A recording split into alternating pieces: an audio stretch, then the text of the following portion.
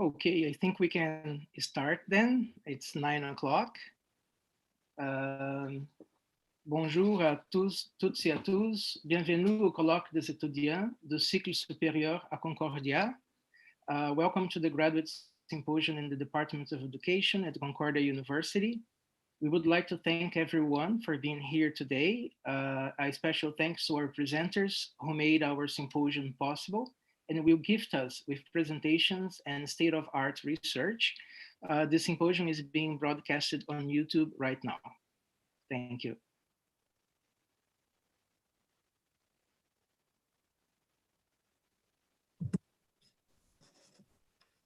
Good morning, everyone, and welcome again to our GSDE Symposium 2021. First, we would like to begin by acknowledging that Concordia University is located on unceded Indigenous lands. The Ganyangayaga Nation is recognized as the custodians of the lands and waters on which we gather today. Jahjage Memorial is historically known as a gathering place for many First Nations. Today, it is home to a diverse population of Indigenous and other peoples. We respect the continued connections with the past, present, and future in our ongoing relationships with Indigenous and other peoples within the Montreal community. Thank you, Naveen, for acknowledging the territories. This year, the GSDE had 85 abstract submissions, which is a new record. We admitted 30 synchronous paper presentations, 5 poster presentations, and 20 asynchronous paper presentations. Our symposium will also feature 2 distinguished keynote speakers, 2 workshops, 1 round table, and 1 panel. Our presenters come from 16 universities around Canada, and our attendees are joining us from universities around the world, such as China, Brazil, North America, and Europe. We would also like to thank our amazing sponsors, the Department of Education Interdisciplinary Graduate Student Association, DOIGSA, the School of Graduate Studies at Concordia University, the Canadian Association for the Study of Adult Education, CASAI, and the Department of Education at Concordia University. Thank you very much for believing in our project and for being with us here today. We would not be here today without the people who came before us. As you may know, after intense hard work, the 2020 Graduate Symposium in the Department of Education had to be canceled because of the pandemic. So we would like to dedicate the 2021 GSDE to last year's committee who did an amazing job, especially co-chair Monica Rodriguez. Thank you so much. Transitioning to a virtual reality has not been without huge challenges. We would also like to thank the tech office in the Department of Education who have helped us navigate this technical world. Thank you to Pierre Etienne, to Peter and staff for your priceless ongoing support. We would also like to thank the mentorship of Professor Arpi Hamalian, who have provided valuable support during our planning as well. Finally, we would like to thank our amazing committee who worked so hard for us to be here today. Thank you, Tiffany Matraxia, Nevin Sawuk, C. Yuli, Antonia Macris, Dania Mohammed, Tung Wang, Monica Rodriguez, Carla Samuel, and Melissa Simar. Thank you very much. Thank you, Marlene. We now declare that the symposium is officially open. We encourage you to visit the separate presentation rooms and poster presentation rooms that will be open during lunch. You can also watch the asynchronous presentations, which have been added as links on our official schedule. Have an amazing event, everyone. Welcome again, everyone. Now we are delighted to introduce our great first keynote speaker, the Honorable Marlene Jennings, who accepted our invitation to be with us today.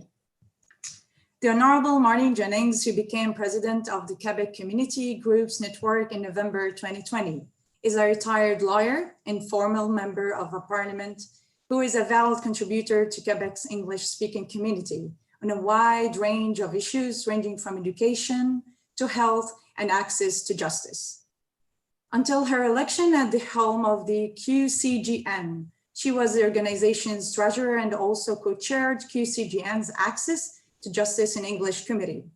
Until recently, she was the government-appointed trustee at the English Montreal School Board, where she accompanied the board in implementing governance reforms. In 2015, Marlene chaired the election system study panel, which handed down recommendations that aimed to protect the constitutional rights of English-speaking Quebecers and the integrity of our educational institutions. Marlene currently sits on the Ministry of Public Safety, the Comité consultatif sur la réalité policière that conducted public and private consultations and forums as part of a bigger effort to modernize Quebec's police forces on the basis of modernity, efficiency, and trust. She also sits board of the CUSSS, the Centre Sud de l'Île de Montréal, and is a member of its finance committee, which oversees an annual budget of close to $2 billion and some 17,000 employees. And the topic of her presentation today is Your Gifts Will Make Room for You. Thank you, Marlene, for your speech in advance, and the floor is yours. Thank you so much. Every time I hear my biography being read out, I sit back and say, did I do that?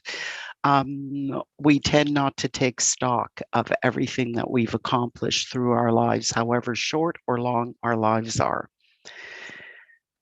So I'm going to be talking a lot about my own personal experiences. I'm 69 years old, and yes, I received my first COVID vaccination dose, and I'm already scheduled for my second one. So sometimes being a little older can be an advantage. That's also something I've learned through my life. So my theme is your gifts will make room for you, but I've added on while lifting as you climb.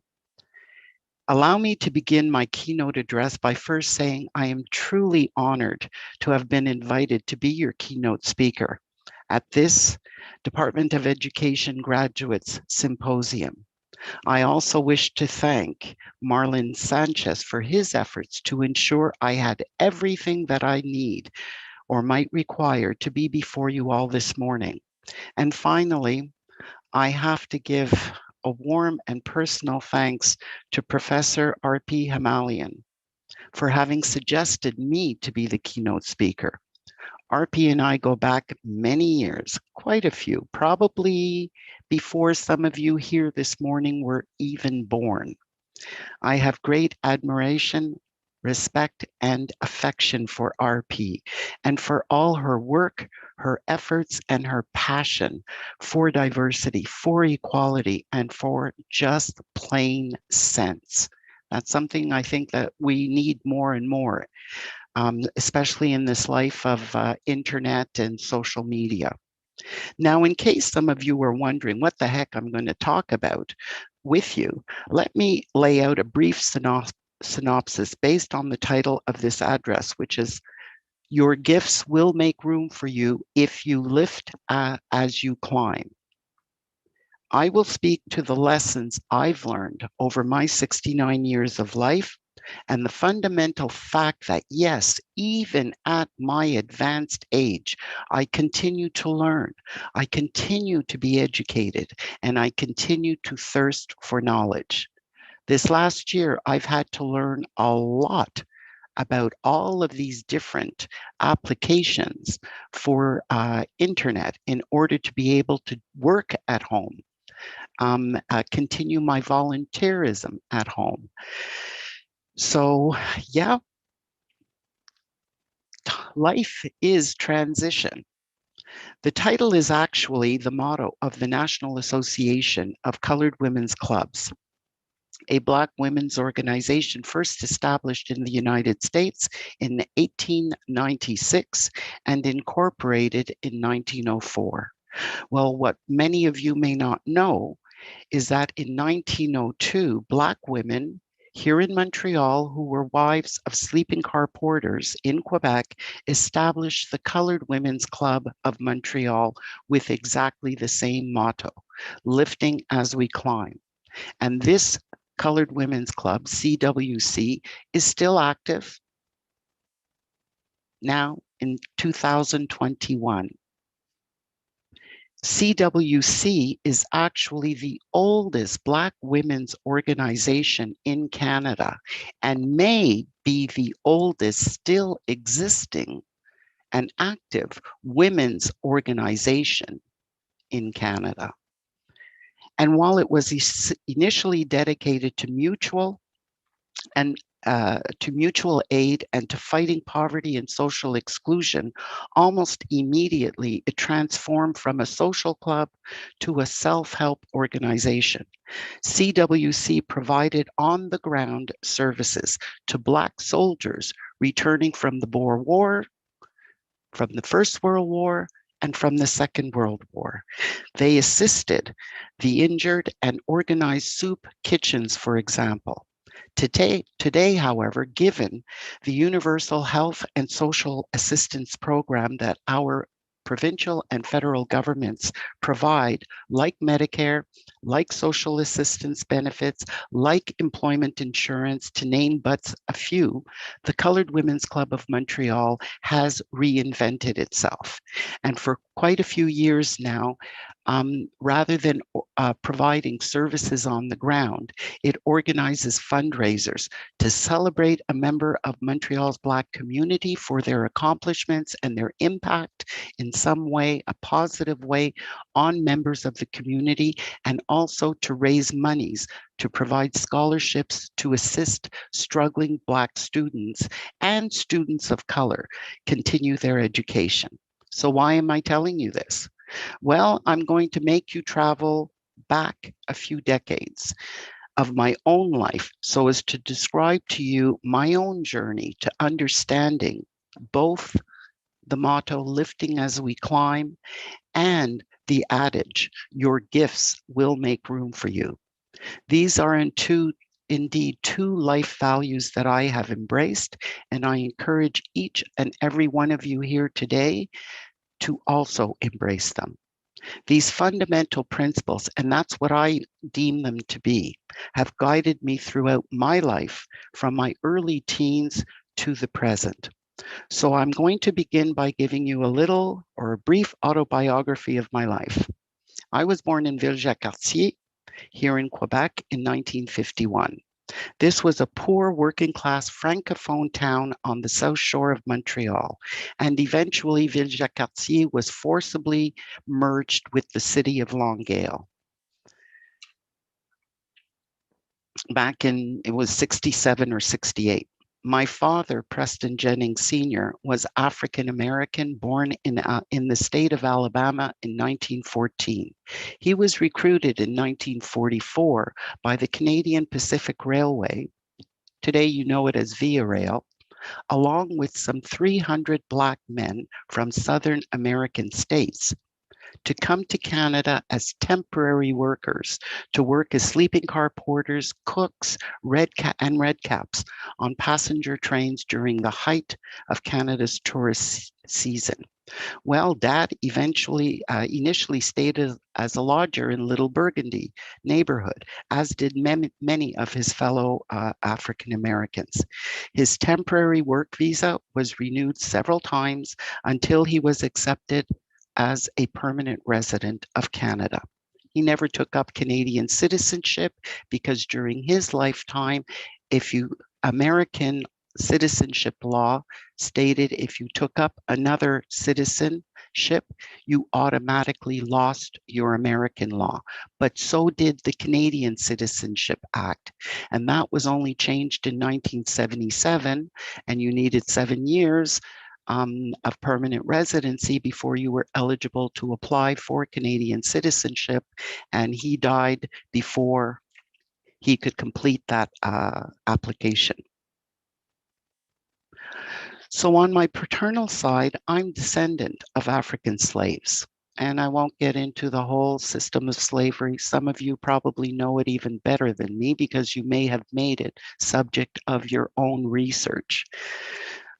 My father met my mother, Gilberte Garin, who was born in 1919 in Manitoba of a French-Canadian father and a Belgian mother. On the French-Canadian side, we've been able to trace our original French ancestor back to Rouen, France, who immigrated or moved to La Nouvelle France in 1665. And we've also been able to establish that at least one of our distant relatives was part of the French-Canadian support in Manitoba for the Riel provisional government. So I'm quite proud of that. My Belgian grandmother came here with her family under the Homesteaders Act. So I've got roots, deep roots in Canada. And when someone who seems to believe that Canada is all white, all European descendant says, "Where are you from?" And I say, "Montreal." "No, I mean before that, where are you from?" "Montreal." "No, but before that." I look at them and I say, if you're trying to figure out when my first ancestor landed on Canadian shores, it was back in 1665. May I ask when your first ancestor arrived? And many times the people asking this, their ancestors came a heck of a lot later than mine did. So my mother was a white woman, and you can or should be able to imagine the environment in which my parents, a mixed race couple, met, fell in love, and married back in 1947. I have 7 siblings, all of whom are thankfully living and in good health. Our father bought land in Ville-Jacques-Cartier and built himself our home. 70 years later, this house still stands, although it has not been our property since 1980, the year of my father's death. Yes, I'm certain some of you are all thinking, well, that's nice, but what the heck does all of that ancient history have to do with me? What are you trying to educate me about? Get to the point, please.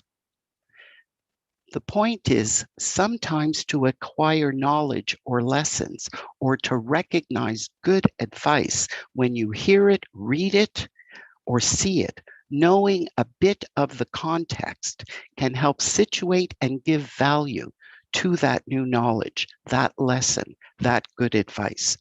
I'm telling you some of my personal life so that if you don't have, but I'm going to tell you, if you don't have patience to listen and to sit and listen to my remarks, I invite you, turn off your camera, turn off your microphone if it's not already off, pick up a book, and learn something from that while I'm speaking. As far as I'm concerned, as long as you are making an effort to learn, I'm more than happy if that learning isn't from my remarks. I get that. Now back to my address. The reason why I briefly explain my family history in the context of the title of my address, Lifting as We Climb, and Your Gifts Will Make Room for You, is to help you to understand a decision I made in my early 30s, a decision which was a huge risk for my financial security and which changed the course of my life, both personally and professionally. In my early 30s, I was a permanent employee of Canada Post. I'd been working there since 1979, and I was a manager. I was controlling the internal mechanized transportation in its huge and newly built Saint Laurent branch, which is still operational. This was a huge innovation, and I had been specially trained over 6 months and able to do that. And during an entire shift, I controlled everything. that was mechanized. I had a great job. I had a real opportunity to move up the ladder. As a Black woman, fluently bilingual, my working environment was French. It was at a time when the federal government was starting to look at access to equality programs for women, for visible minorities, for people living with handicaps. So I was on the cusp of shooting up within Canada Post. I had a really great salary. And I had some pretty darn good benefits, including a solid pension, sick and dental benefits, and all kinds of leave benefits. You name it, I had it. But I wasn't happy at my work. And my work didn't bring much joy or satisfaction to my life. My niggling persistence was the thought I needed to complete my university education. You see, I had gone to McGill University straight out of CEGEP back in the early 70s and initially thought I wanted to be a psychologist.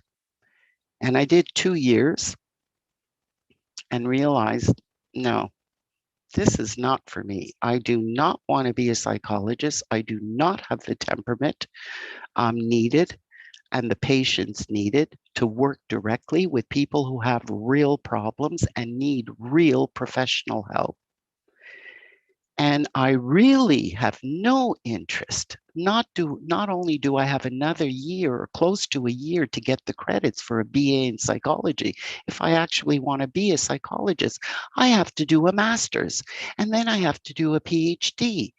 It's like, no way, Jose. That's not my dream. That's not what I want to do. And I don't want to make the sacrifices to do that. So I didn't go back for my 3rd year and I started working. And as I said, I started climbing a bunch of different ladders. However, I had absolutely no clue what I really did want to do, what actually spurred my passions. So as I said, I went to work, started moving up a host of ladders. And by the time I actually figured out what I wanted to do with my life, it was to become a lawyer. By now, I was in my early 30s. Both my parents were deceased. I was married and financially supporting my then spouse so that he could obtain his master's degree. My parents treasured education because they always said, what you learn and your education, no one can ever take away from you unless they injure you physically so severely that you no longer have the cognitive means to remember, or they've killed you literally and you're dead. As long as you're breathing and you have brain cells that are working, what you've learned, the education you've received cannot be taken away from you. So they were bitterly disappointed when I didn't return to complete my degree and continued saying every year, Marlene, you need to complete your degree. And if it's a question of money, we'll find a way to support you financially. But they were now deceased, so there was nobody who was going to be supporting me financially. I desperately needed to figure out how I could return to university, get my law degree, and continue to financially support myself and my spouse, and at the same time, keep my sanity. I thought long and hard about this, and I finally decided to ask Canada Post to authorize unpaid leave for education over a period of 3 years, allowing me 6 months unpaid leave for each year so that I could get my law degree. Canada Post refused my request. They said that as a manager, they would only authorize training or educational programs that Canada Post provided and felt was required for the job. In the face of that refusal, I had to turn around and start thinking long and hard. Is becoming a lawyer truly meant for me? Is that really my dream? My answer was yes.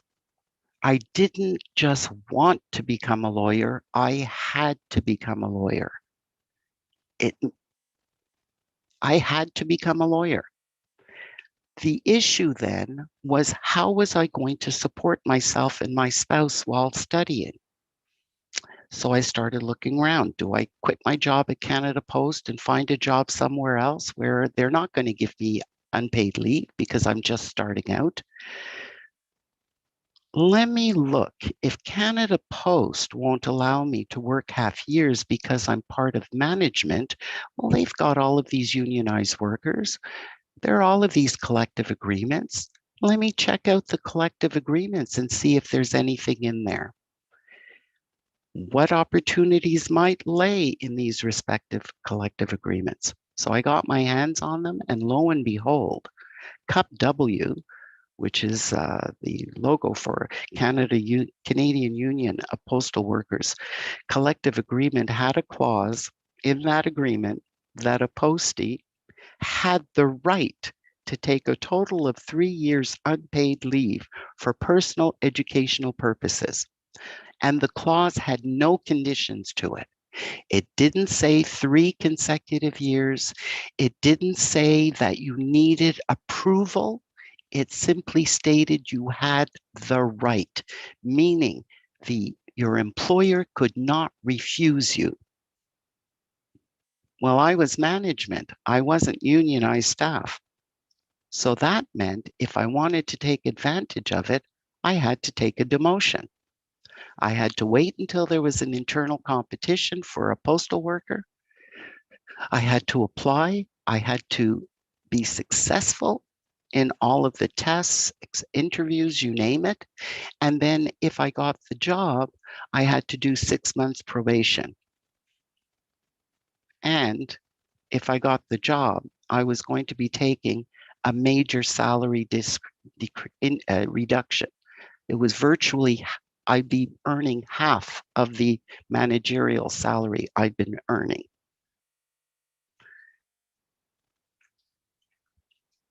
And that decrease in salary was going to continue, not just the time that I was getting my law degree, it was going to continue the year that I did my bar exams, because in those days it was a full year at bar school, L'École du Barreau, and then the 6 months doing articling, because a lot of employers at that time did not pay their article students. That's changed now, but at that time, many did not give them salary. And then it meant that even after I was sworn to the bar, I would have a number of years of catch up before I even caught up to the money I'd been making as a manager, and then start to surpass it, hopefully. So once I passed the probationary 6-month period, I checked out the 3 law schools in Montreal, McGill, Université de Montréal, and UQAM. And UQAM was the only law school or faculty which was organized its program for adult people. At that time, they actually offered the same full-time program twice, early morning to early afternoon, and then it was repeated evening. So someone who worked during the day could go to school full-time in the evening. Someone who worked, as I did, evening shift could go early morning, finish up. I used to finish up at 3 o'clock in the afternoon, and then I had half an hour to get to where I was working at that time, which was a Canada Post facility on Ottawa Street. It's now been turned into condominiums and I don't know what. So I applied to UQAM, Sciences Juridiques, and I was accepted. And as soon as I got my formal acceptance, I advised, I didn't request, I advised Canada Post that for the next couple of years, I would be working half years. I would be taking unpaid leave starting October 1st of every year ending December 15th, go back to work, and then February 1st, I would again take unpaid leave and end that on April 15th. That meant I'd be working and going to school part of the time, and the rest of the time I'd be going to school only or working only. And by doing that, I stretched those 36 months of unpaid leave for my 3 years at law school, my 1 year at l'École du Barreau, and my 6 months articling. And I think I still had about 3 months left over. That's how I made a dream come true, but that's also how my gifts made room for me because I thought it out. I developed a strategy and the tactics, and I applied them. So the reason I'm sharing this personal story with you is in the hopes that you will understand that part of learning, part of educating oneself requires taking risk. And those risks will hopefully be of a carefully calculated nature, which may require sacrifices on your part, but also a willingness to depend a teensy-weensy bit on chance, luck, or good fortune. Learning and educating oneself also means having dreams, but making every effort to ensure one has understood the environment in which one must learn to achieve those dreams, to determine exactly what those sacrifices, because there will be sacrifices, what they require to get that education, the potential pitfalls, the very real opportunities, but also the very real challenges you will have to face to achieve your goals, to achieve your dreams. Your gifts will make room for you. However, for that to happen, you will need to know yourself. Know what is important to you in terms of your personal health. And by that, I mean not just your physical health. I also mean your mental health. And now I'm going to share another story, personal story with you to drive that point home. During my law studies, I began becoming depressed. I mean, a good part of the year, I'm working full time. I'm doing a 40-hour-a-week job, and I'm studying full time.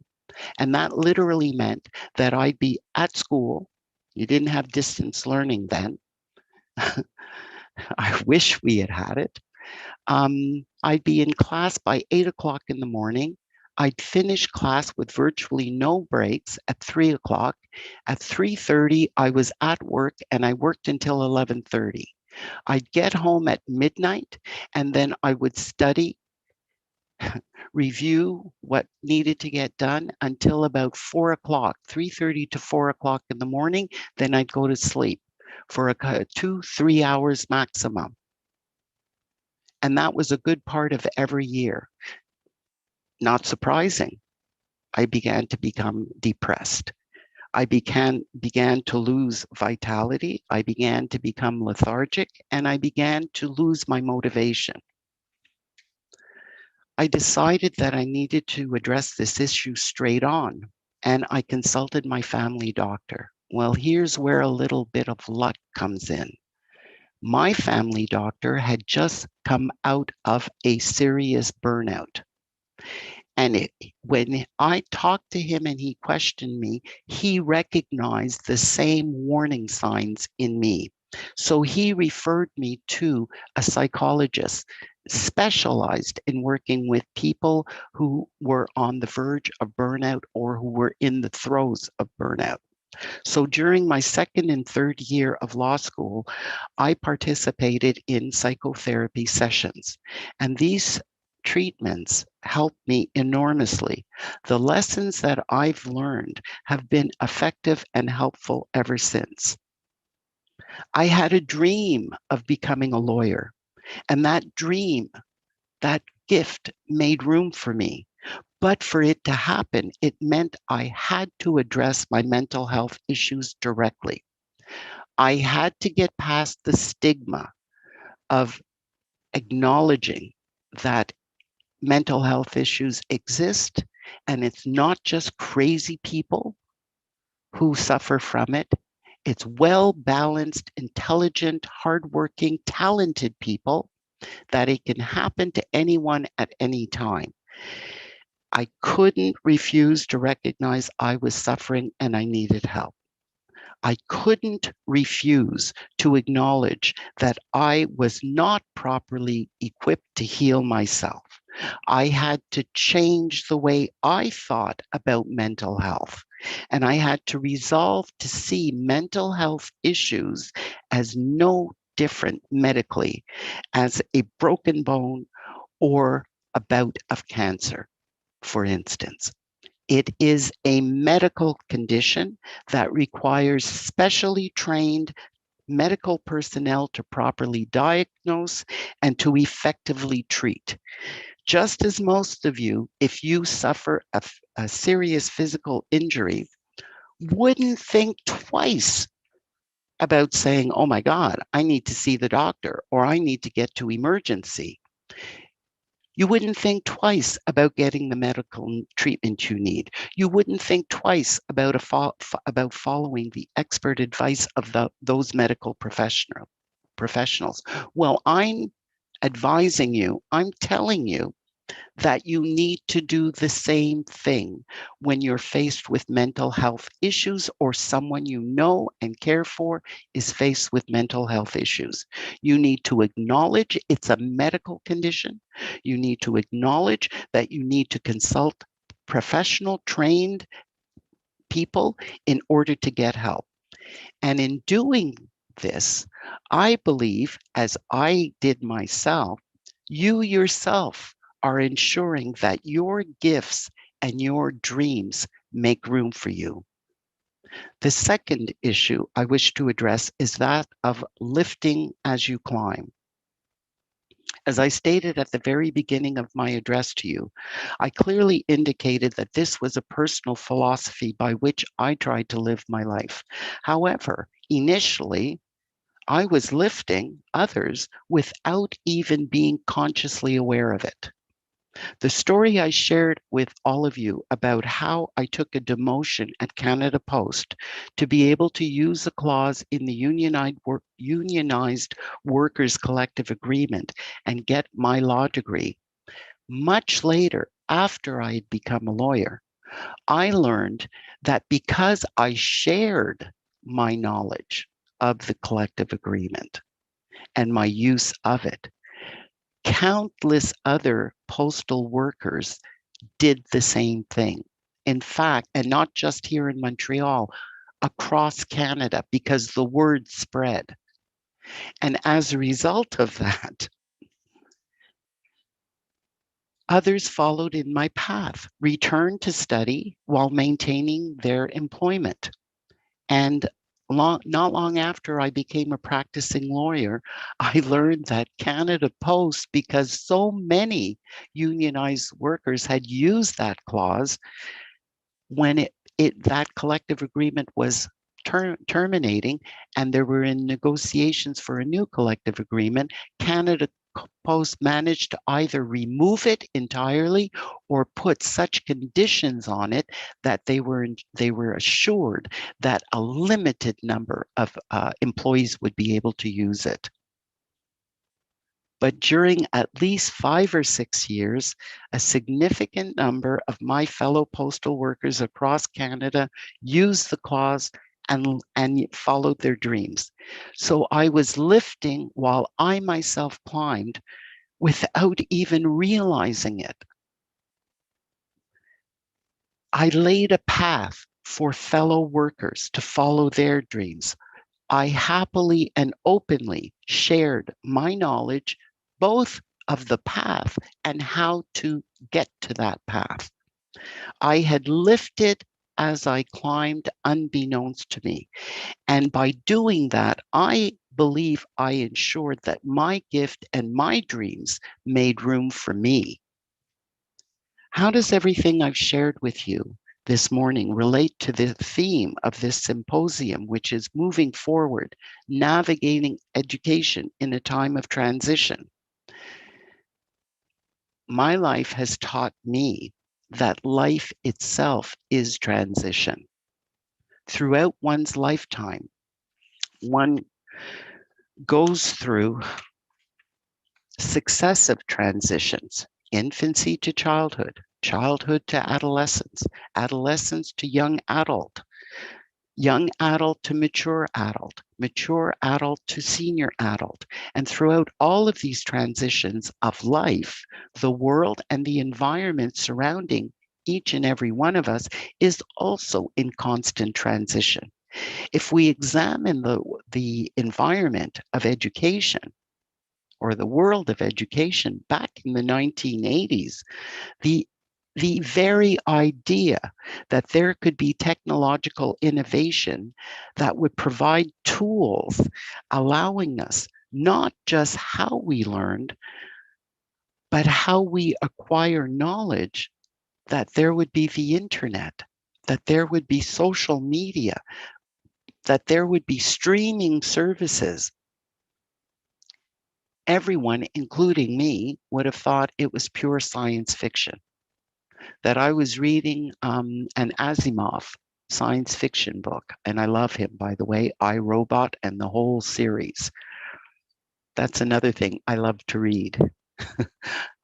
So I love the fact that we now have iPads and phones that we can download books on and we can actually read, because I used to have to walk around when I was traveling public transport with some kind of bag with my book in it. So while I was on the bus or the metro, I could read.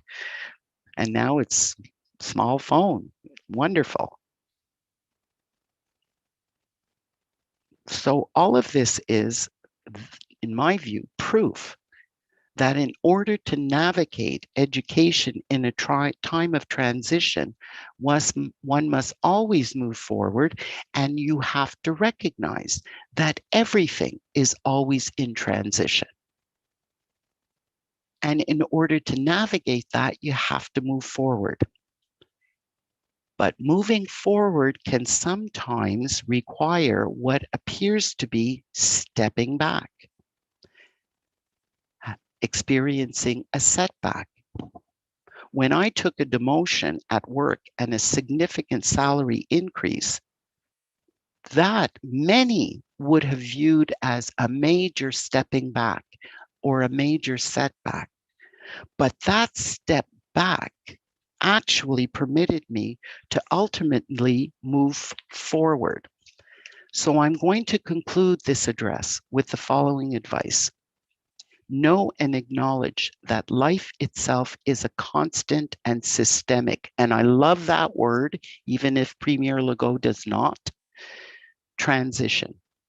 To navigate education, which itself is always in transition, just like life and every other sector of life, I urge each and every one of you to really figure out what your dream or what your dreams are, what exactly you need to do to achieve those dreams, to decide if you're prepared to sacrifice so as to achieve the dream, to realize that sometimes stepping back or experiencing a step back can actually be a positive action.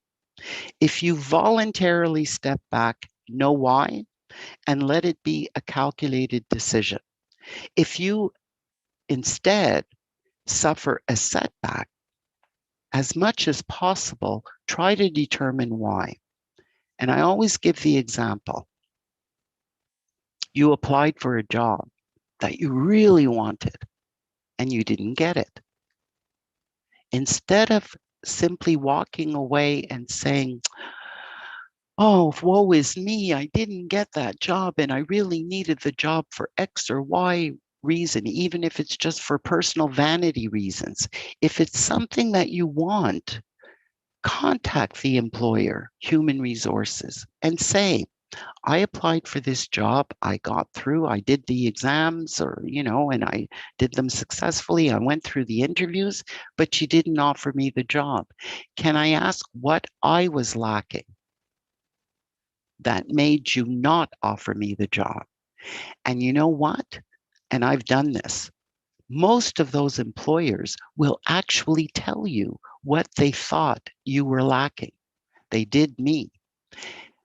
The power then is back in my hands, because with that knowledge, I can then decide, do I want that job or a similar job that bad that I'm prepared to make some sacrifices to go and get what I was lacking, that diploma or that experience, whatever it is. The decision comes back to me. I take control. And that's something that I also learned. Moving forward also means viewing your environment, viewing what happens in your life, not as something that you have no control over. It's looking at it and determining, how do I take the control back so that the decision becomes mine? And there have been occasions where I applied for a job, didn't get it, asked what I was lacking, was told, and it meant that I was going to have to invest a year or 2 years of my life to go and get some diploma or certificate. I then had to decide, did that kind of job mean so much, was such a big part of my dream, that I was prepared to make the sacrifices to go and get? And sometimes it was yes, and sometimes it was no. But the decision came back to me. So that is how I'm going to conclude my address to you. Education is continually in transition, as is your life. And moving forward sometimes requires stepping back or even suffering a setback. But you always know, you always have the means to get the knowledge required so that you can take control again, so that the decision is yours. And finally, please know that mental health issues are medical issues, and don't hesitate to seek professional assistance and treatment if you suspect that you may be suffering from mental health issues, or someone that you know might be. And that's my message, and thank you very much. And I guess if you have questions, I'm more than happy to answer them.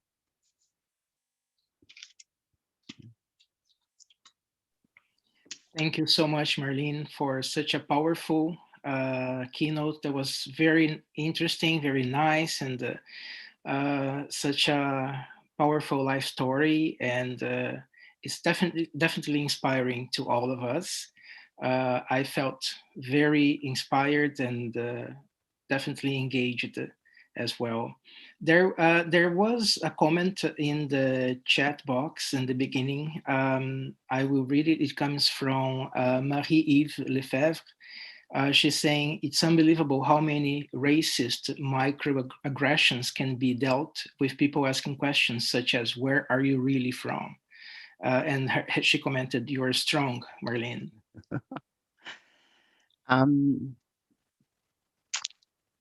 My parents would have experienced not microaggressions, actual open, direct aggressions, verbal, and possibly at times physical.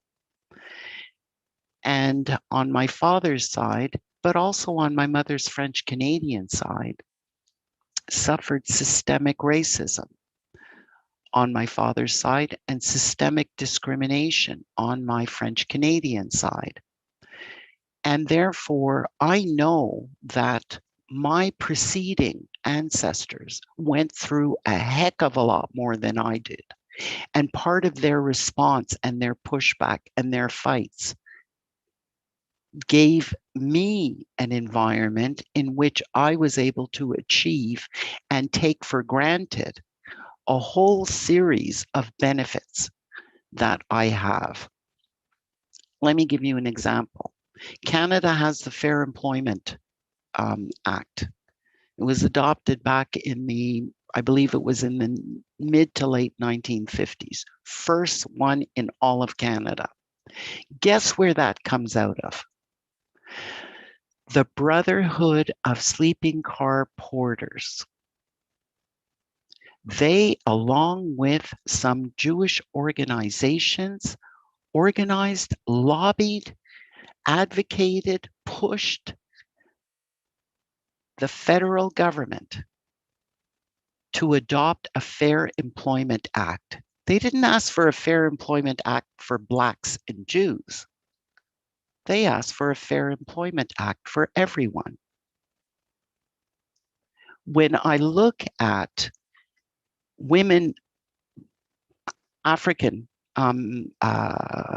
American, or Black Canadian women's organizations that led the battle in many cases for, the suffragette movement to get the right to vote, and then succeedingly the right for equality. We weren't fighting for the right for equality just for Black women. It was for all women. Yes, we use the experience of Black women to highlight just how devastating and destructive discrimination can be, and how those who are discriminating are depriving themselves of talent, of innovators, of educated people, experienced people. But the ultimate goal was to ensure equality for everyone. So when people say Black lives don't matter, or blue lives matter, or they counter all lives matter, my response is, until Black lives matter, nobody else's life is going to matter. Because historically, at least here in North America, we have been in the forefront of fighting for equality, fighting against discrimination, including systemic discrimination.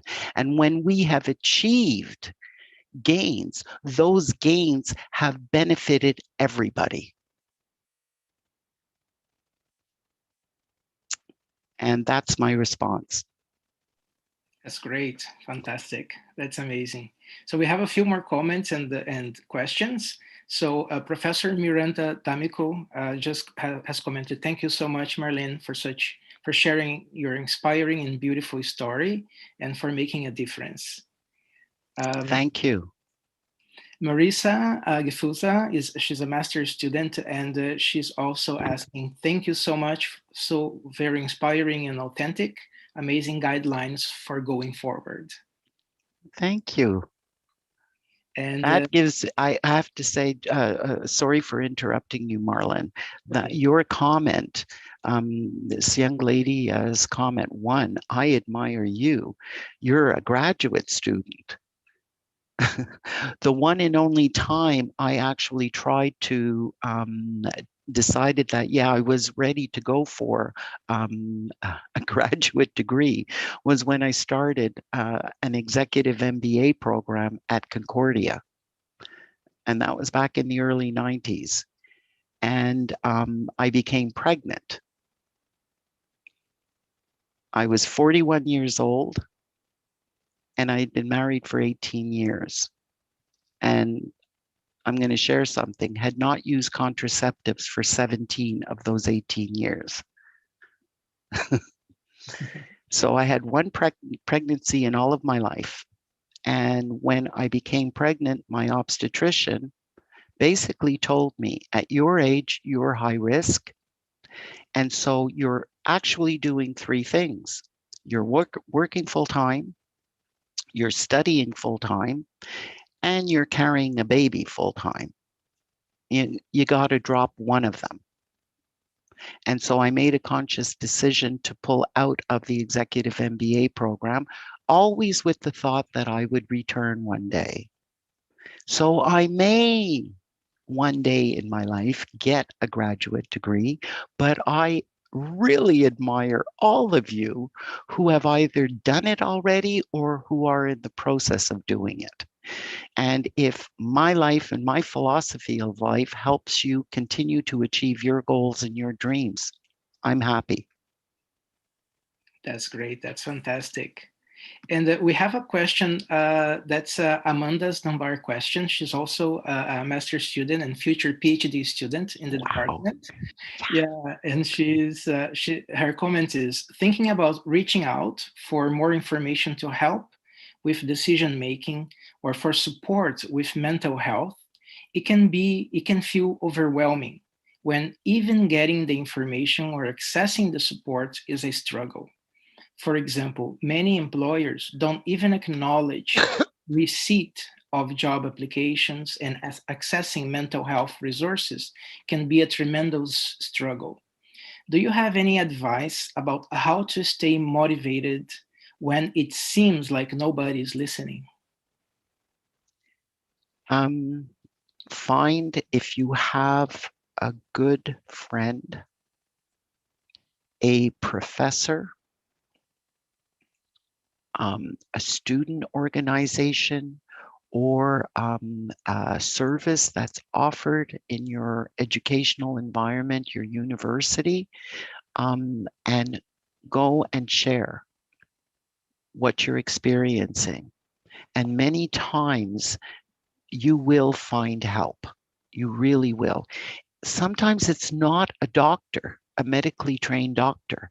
It may be a volunteer who's received training to be able to work with you, encourage you, help you, guide you through the morass of paths and requirements in order to access a specific treatment.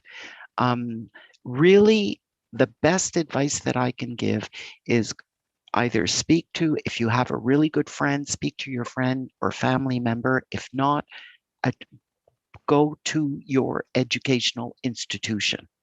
Because in this day and age, educational institutions have a moral and legal duty to provide adequate services, health services, to their employees, but also to their students.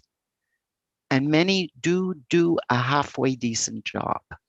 They're not all perfect, but they really do try. So that would be my advice. And don't take it on yourself as seeing yourself as a failure, because you're not a failure. You're still standing, you're still breathing, your brain cells are still working, you're a success. Thank you, Marlene. Thank you so much. So we have another one here. So Professor Nina Hoey, she says, let me echo Miranda D'Amico's thanks. Very wise advice and inspiring. We have also a question from Mike Peters, and the question is, thank you so much for this talk, Marlene.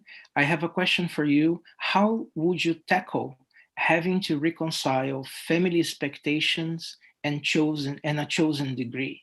My family feels I am selling myself short for pursuing a TESOL degree. I value your opinion greatly. Okay, well, that's a tough one because, especially for those of us who come from um, ethnocultural, racial backgrounds and societies where parents have traditionally dictated what, if any, education their children will receive. And for many times it was the boys and not the girls. But once they began to recognize, you might want to get your daughter educated because she'll be seen as a better matrimonial catch. Yeah, that's a difficult one. And my advice, if I have any, is to try to speak with your parents and let them know that you do understand why they have these expectations, where these expectations are coming from, and do not frame it as though it's negative. Frame it as though it's positive. And because of these expectations, that's one of the reasons why you are continuing your education. Perhaps not in the field that they would like, but if it wasn't for the values that they've given you, that education is important, that going and getting expertise is important, that you probably, because you really don't want to be that doctor, or you don't want to be that lawyer, or you don't want to be that accountant, that you want to be in the educational field, for instance, that it's the values they've instilled in you which has brought you to this, because you want to be able to, in your turn, for instance, if it's becoming a teacher, a professor, to be able to spread that knowledge to others. And that may not initially, but if that's the way you deal with your parents' expectations every time they raise it, that may ultimately soften their opposition and possibly the denigrating remarks that they might be making about your choice of the field in which you're going to study. Don't forget, to become a doctor, you need a teacher. To become a lawyer, you need teachers. And those teachers are not just in the law faculty or medical faculties. Those teachers are all the way back to when you start, say, kindergarten, all the way through. And all of that continuum in education is needed. And it's all valuable. And in my view, equally valuable. If the teachers you have when you're in elementary school aren't well-trained, passionate, engaged teachers, then that may set you on a path for life where education has no meaning and literally excludes you from further education. Thank you, Marlene. That's great. We have a question as well from Monica Rodriguez, who is a PhD student in the Department of Education. So Monica asked you, thank you for sharing your life with us, inspiring. What tips do you have to manage work-life balance? Do you have any routines or strategies to ensure you recharge every week or month? I've had to, and here you go. Life is a transition. Okay. When I was working full-time, studying full-time in law school, I set Saturday 4 o'clock until Sunday 8 o'clock in the morning as my time. Literally. I didn't open law books. I didn't do anything to do with studying. And as a unionized worker, I didn't have any work when I left. You know, my work was strictly when I was on the floor. And I literally did that. And I kept to it religiously. And that helped me. I've had to, in this COVID year, go back and rethink about how to balance my life.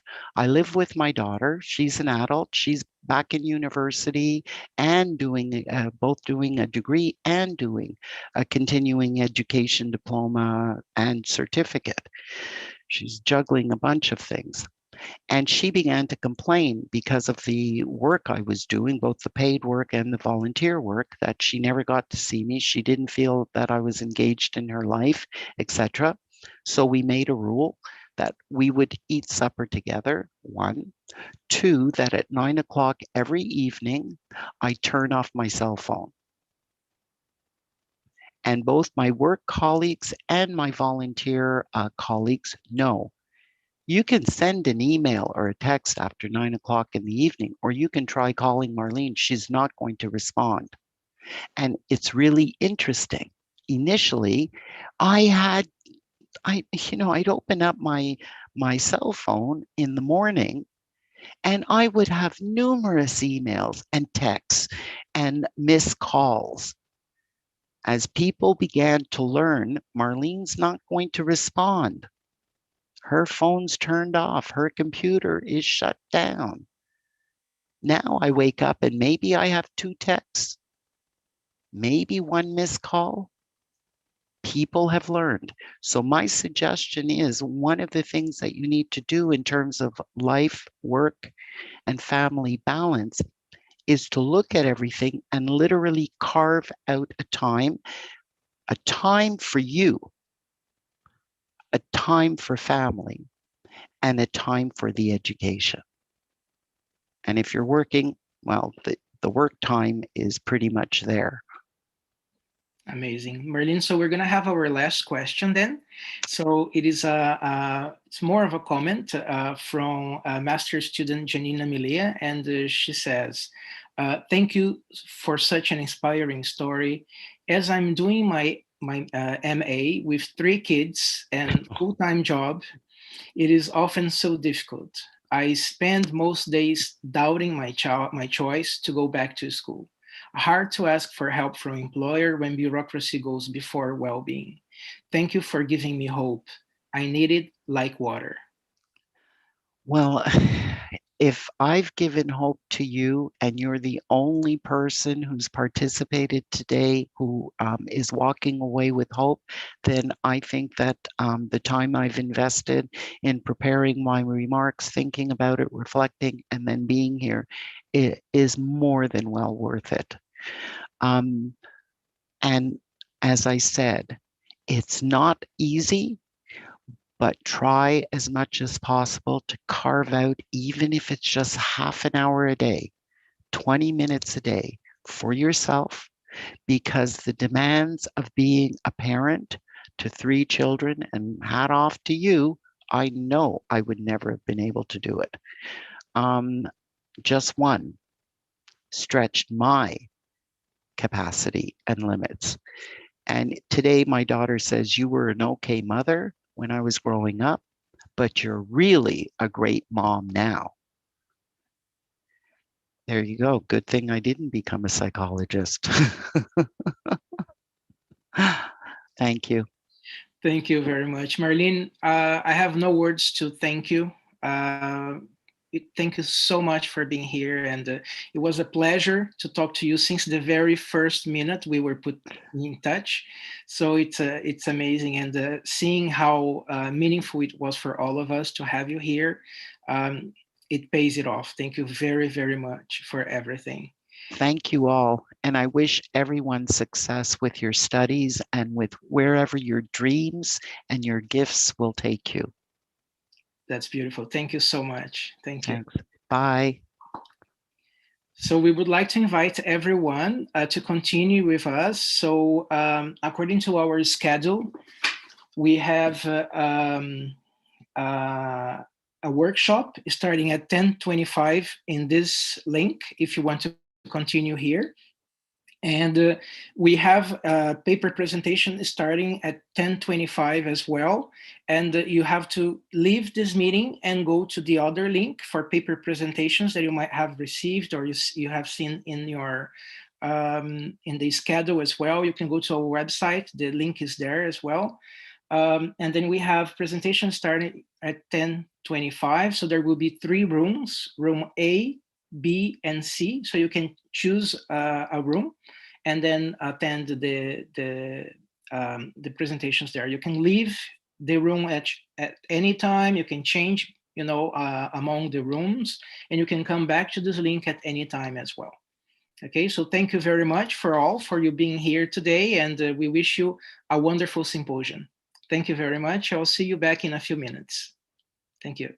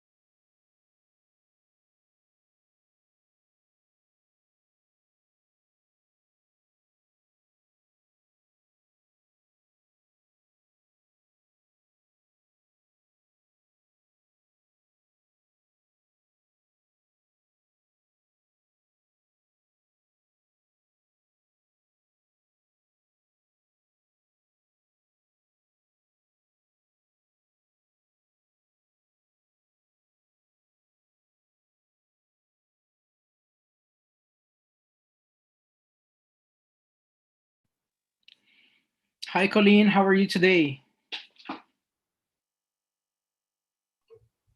Oh, hi, Marlon. I'm just sending you a little message. Okay. And I'm doing well. Let me just quickly finish this. Okay, perfect. And what I'm going to do is I'm going to do an introduction. I will acknowledge some of the things that Marlene mentioned. And then I will do an introduction of myself to draw the connection between Marlene and my presentation. And then I will share my screen. And I have 6 activities, interactive activities planned with participants. So I'm hoping they'll be able to get through them all, but I'm going to watch my time.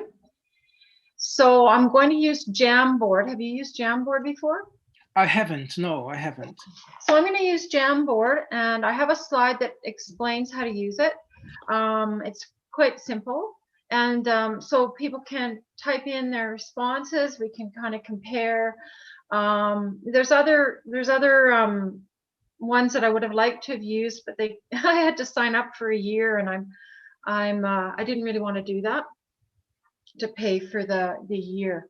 So so I'll be timing myself to make sure that I stay on track as best as possible. And I'm hoping that there's time for questions or conversation comments in Absolutely. the chat. Perfect. So I'm going to be posting in the chat right away the link to Jamboard, and that's how we'll start best as possible. Just remind me, like, I timed it. I've gone through it quite a few times. I've timed everything, but one thing I don't know for sure how long these activities are going to take. So as long as everybody's on track and figures out how to use Jamboard easily, and goes right in. So they're going to have to sign in at first, and then they can just minimize it in their screen, and then they can come back to it. So there's 6 pages, 6 separate pages. So then they just go to the next page to do the next activity. Okay. And the question is already there online, like on the page. Okay, so best as possible to leave. How much time do you think we need for questions? Well, it's up to you. The workshop goes from 10:25 to 11:05. Yes. And then we have 15 minutes of transition for the next workshop. So okay. I would say if you leave like 10 minutes, I don't know if That's what I was thinking. Yeah, okay. That's what I was thinking. Could you also assign me to caption? Okay, so there's my message to you. I'm just going to go into chat now, and I want to get everything set up for my workshop. Perfect. So yeah, that's okay. Thank you so much. Thank you. I'm just going to assign Amy for captioning.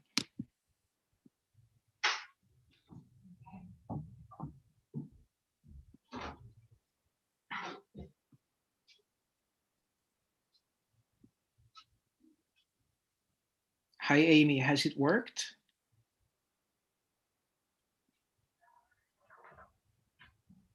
Okay.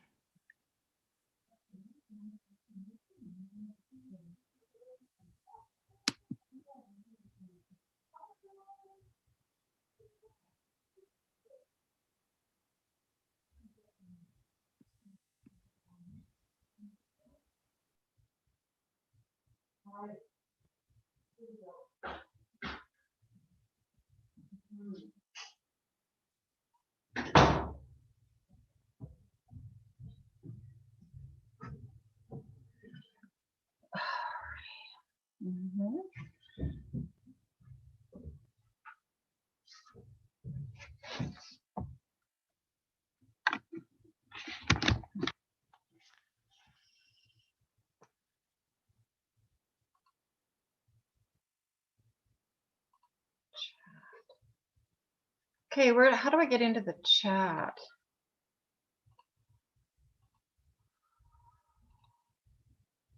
Is it?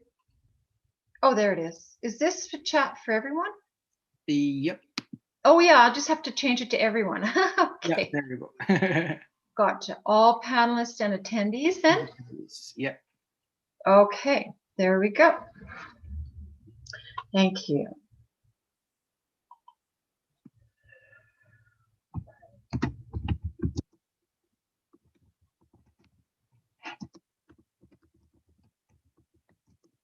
So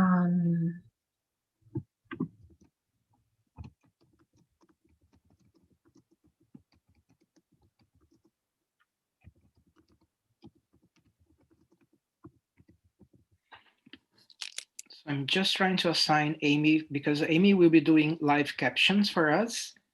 Okay. So, Oh, okay. Right. yeah, I was able to share the token for her to be able to do this, but now I'm not able to do the assigning.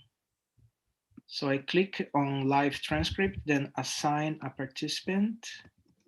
Workshop.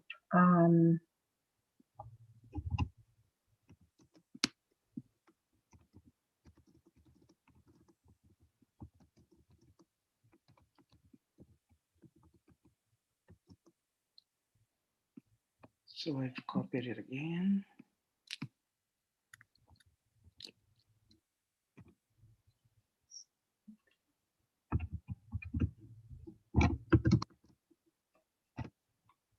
Link to Jamboard. Okay, I just have to go into my. Yeah, I'm gonna put my mic off for a minute. Okay, I'm off.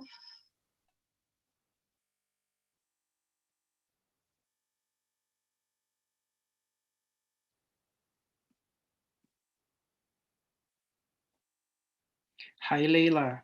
This is the link for the webinar.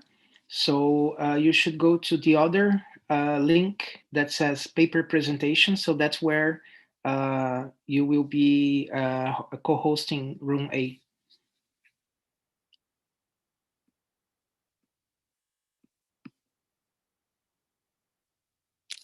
Okay, 2 more minutes and then we can start.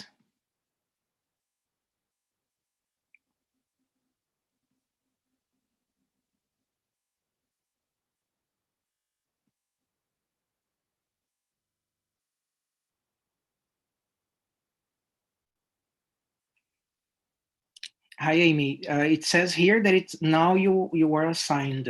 I don't know if it's working now. Would you let us know, please?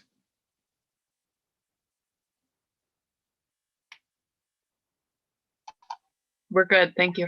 Perfect. Thank you very much, Amy.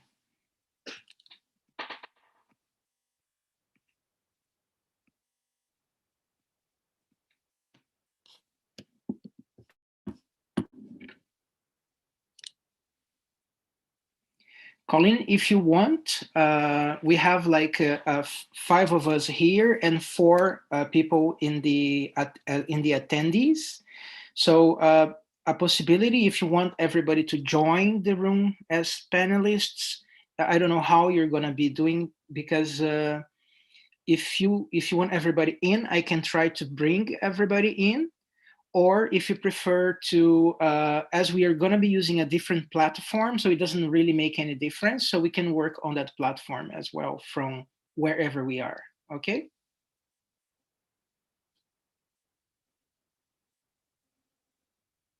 We can hear you, Colleen. I wasn't too sure, Marlene, how many people were going to be attending. So how I did the Jamboard for everybody to participate. What I'm going to need is a full screen for my. I did create a PowerPoint. I have a fair bit of information that I just wanted to share, and it's hard to do an online workshop sometimes. So depending. I think the Jamboard will work really well. So what I'm going to need is a full screen once I introduce myself. And I don't want to take too much time with the introduction. because I really want to get through the material and get the activities in if I can. Absolutely. Well, Okay. whenever you're ready, you can start. You can share your screen and. Okay, so I'm ready. But I'm going to do an introduction now first. Wonderful. Are we here? Is everybody here? Yep, we can start. Okay. Well, good morning, everyone. Thank you for coming this morning. My name is Colleen Nectal, and I'm a PhD student at the University of Alberta. I wanted just to, before I start, to thank Marlene for sharing her career life journey. My parents too were born in the early 1900s in Canada. They came from their parents. My grandparents were born here, but my great grandparents were born in the Ukraine and came to Canada in the 1800s, the late 1800s.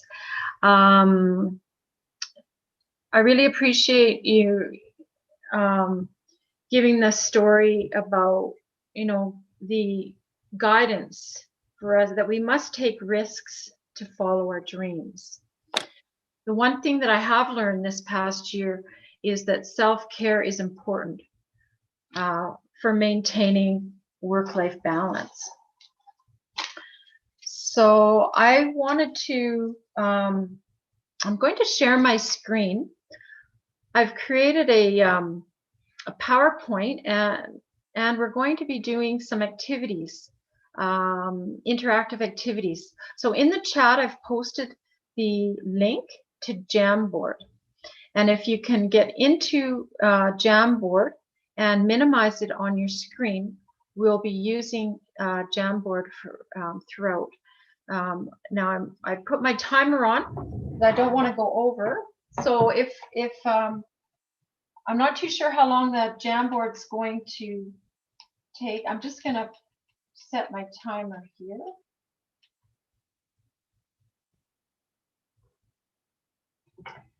And I want to make sure that we're on track. Okay, so we can do as many activities because that's what a workshop is.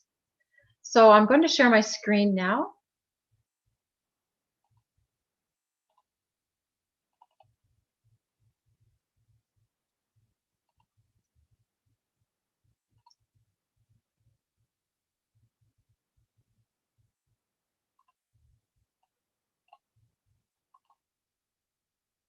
All right, and here we go.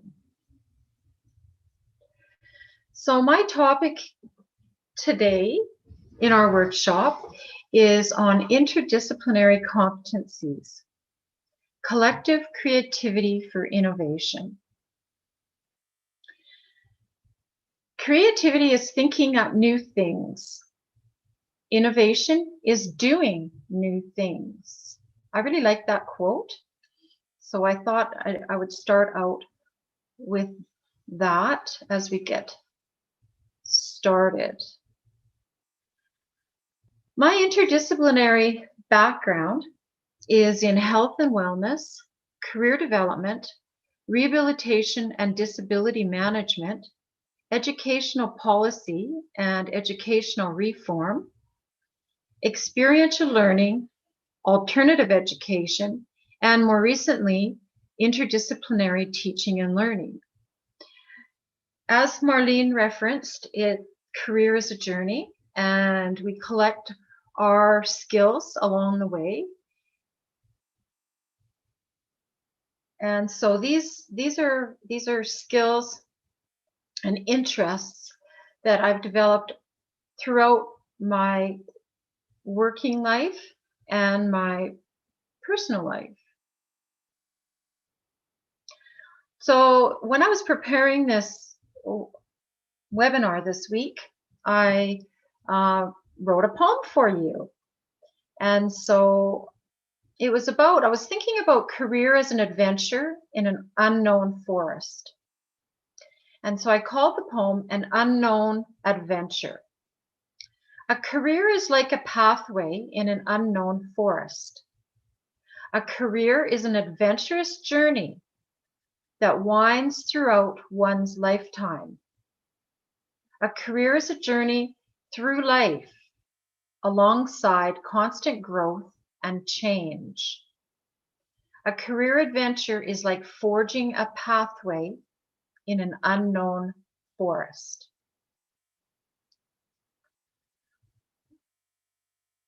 What is interdisciplinarity? Interdisciplinarity is the combination of two or more disciplines into one activity to create and innovate by thinking across boundaries. Interdisciplinary learning refers to the concept of learning a single subject from multiple perspectives, or exploring complex real-life problems and their solutions through different lenses. We're going to be doing some workshop activities. For those of you who have joined, maybe perhaps just joining us, if you could link to the Jamboard that's posted in the chat. We're going to be doing some activities depending on time, up to 6 activities. So please keep your link to Jamboard open and easily accessible by minimizing it on your screen. When in Jamboard, click on the 4th icon. Choose a color, write your response, and save. And this will bring your response up onto the screen, and we'll collaborate and share everybody's ideas on the screen. Okay, so we're using sticky notes, and that's the 4th icon, the 4th one down. The sticky notes will collect in a pile, and I will move them around on the screen, so you don't have to worry about that. And if you have any questions, thoughts, comments, ideas, you can write them in the chat, and we'll get to them at the end of the workshop. All right, so first activity we're looking at is, I'd like to know what your interdisciplinary background is that's made up your career adventure so far. So if you could go into Jamboard.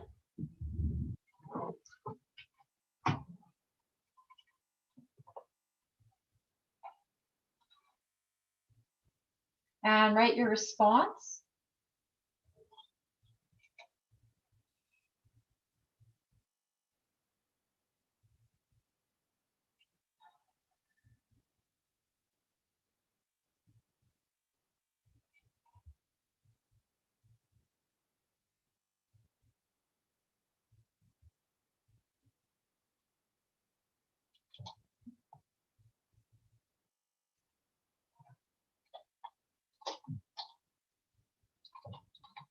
How's everybody doing? I can't see the, let me see if I can get into the chat here. Okay.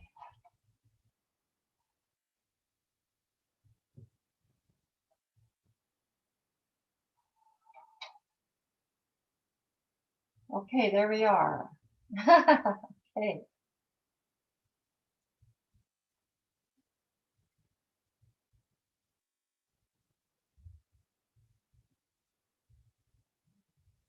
All right, so we have everybody still, there's some people still coming in. We have philosophy, education, and law, communication, education, and ESL,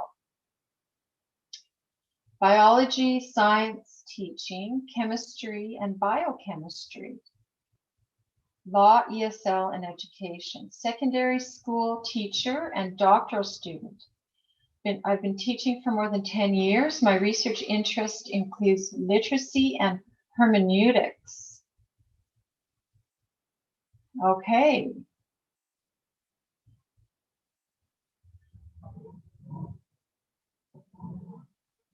Great. So that gives us an idea of the diversity of of people's interests and skills. Okay, training and implementation for software technology. All right, fantastic. All right, so let's keep adding your responses and we'll move on to the next slide. Interdisciplinary studies is about inclusion, equity, and diversity. Inclusion of different mindsets and skill sets, collaboration and dialogue, and valuing different ways of knowing. Interdisciplinarity also involves problem solving, collective creativity, and innovative learning environments. So skills like reflection and critical thinking, nurturing curiosity and lifelong learning, and context and learning culture is critical in innovative learning environments. The OECD in 2017 published 17 principles of innovative learning environments. So sustainable curriculum design involves these 7 principles, making learning and engagement central. View learning as social and often best collaboratively. Be highly attuned to learners' emotions, reflect individual differences, and recognize prior knowledge. Demanding while avoiding overload. Broad assessments and formative feedback. Promoting horizontal connectedness across knowledge and subjects. And so these are the outcomes that we're looking for in our classrooms for sustainable curriculum design. How is interdisciplinarity more relevant today than ever before? We have diverse communities, recognition of different ways of knowing, innovation that's needed to solve complex problems. Knowledge technology societies need agile thinkers and innovators who can adapt and pivot quickly. And collaborative efforts are sustainable and bring forth the best innovations. Our learning communities need to be full of learners who are increasingly managing and leading their own career adventures. With your interdisciplinary background, what complex real-life problems would you like to solve? So if we go to page 2 in Jamboard, we can answer this question. The question is there. We'll just take a minute or two.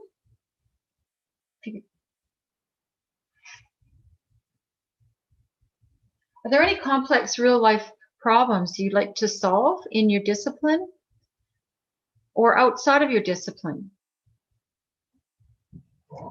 The entire education system.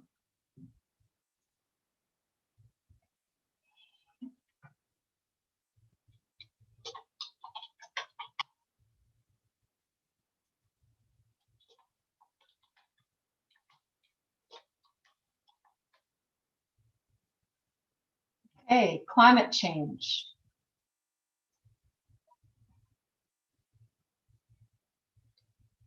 How to go from theory to practice.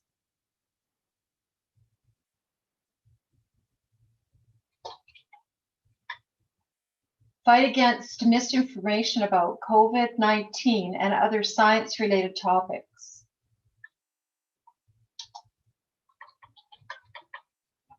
Okay. Homelessness. Perhaps closing the gap in education. Help students identify social discourses that promote inequality.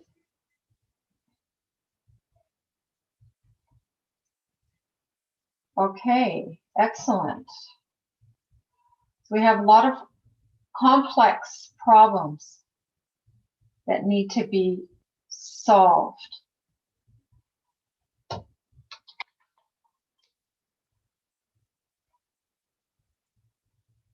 Okay, poverty. All right. So let's look at climate change. What multiple disciplines might be involved in solving climate change?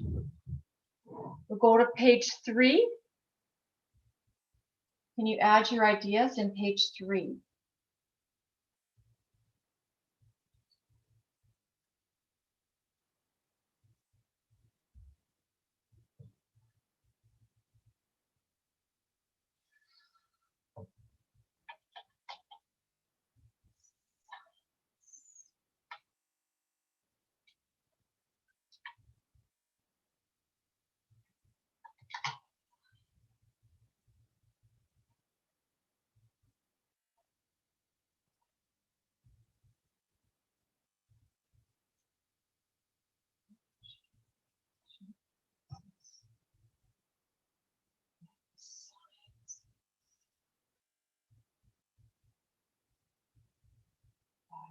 Sociology, education, law, sciences. Yes.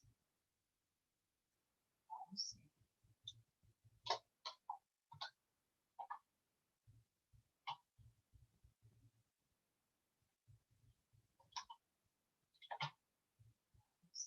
And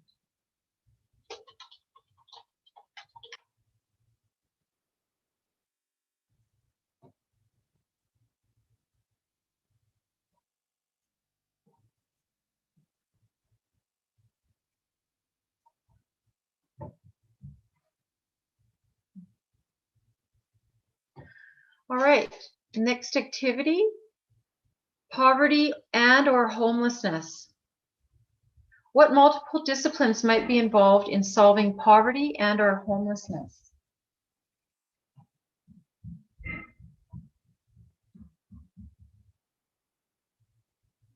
Page 4.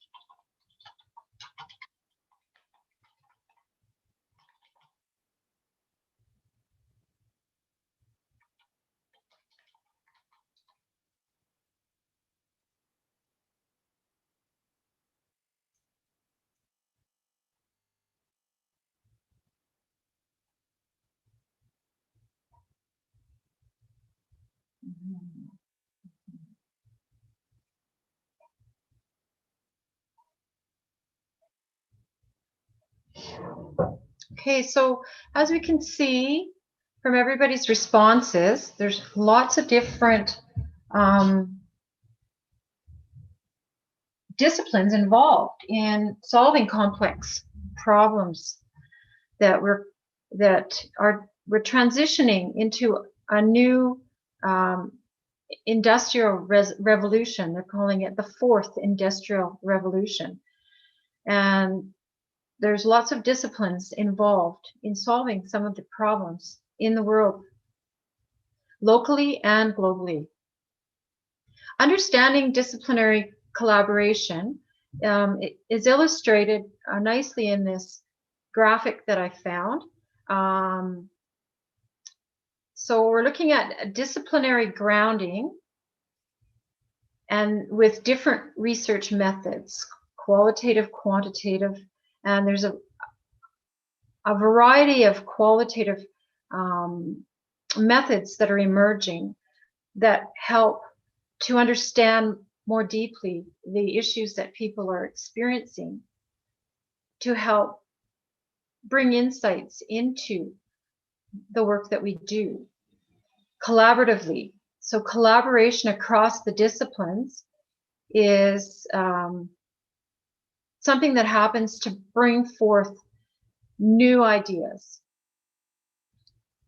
innovative ideas that we wouldn't be able to solve within a siloed discipline necessarily. We need to collaborate in our work for complex world problem solving, and then advancement through integration. The spiral of inquiry for innovation provides learners with the experience of leading change in their own settings. So this spiral of inquiry was actually developed by a Canadian scholar in British Columbia in collaboration with a colleague in New Zealand. And it was cited by the OECD in 2017. And those of you in education can appreciate the spiral of learning and innovation. Interdisciplinary competencies involve framing what we already know and how we think about problems in a new way. So we're reframing what we already know and how we think, using different ways of knowing. Expanding what we know requires unlearning and reconsidering what we think we know by seeing things through different lenses and adjusting our perceptions and interpretations. Interdisciplinarity also aligns with the 7 principles of building resiliency for program design. Unger in 2018 published these 7 principles: building relationships, and this is also a Canadian scholar. So relational responsibilities are critical when we're working in interdisciplinary modes of problem solving.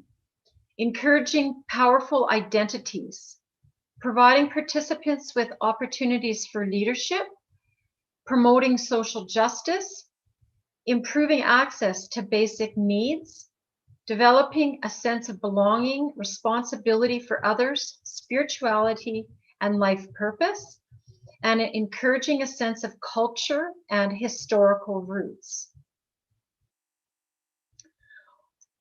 What modes of teaching and learning are needed for interdisciplinary collaborative innovation? So 3 modes for teaching and learning include problem-based learning through case studies. I know in the medical schools, they often use case studies and work together to solve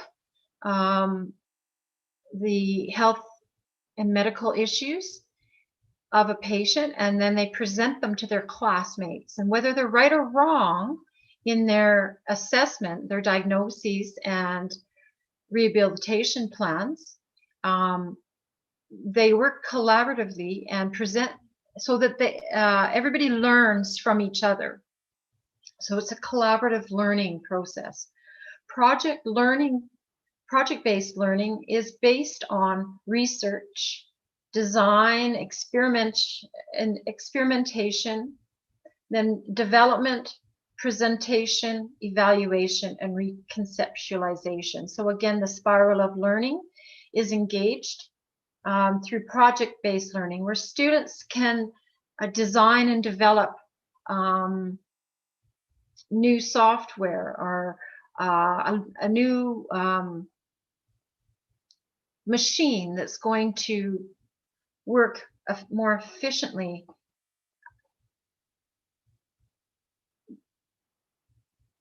The third is experiential learning. So through experiential learning, such as community service learning, volunteer work, internships, career exploration opportunities, employment, and so forth, students learn interdisciplinary and collaborative skills.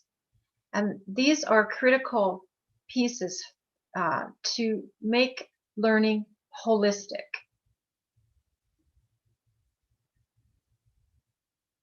And bridge that theoretical and practical gap that was mentioned in one of the Jamboard exercises.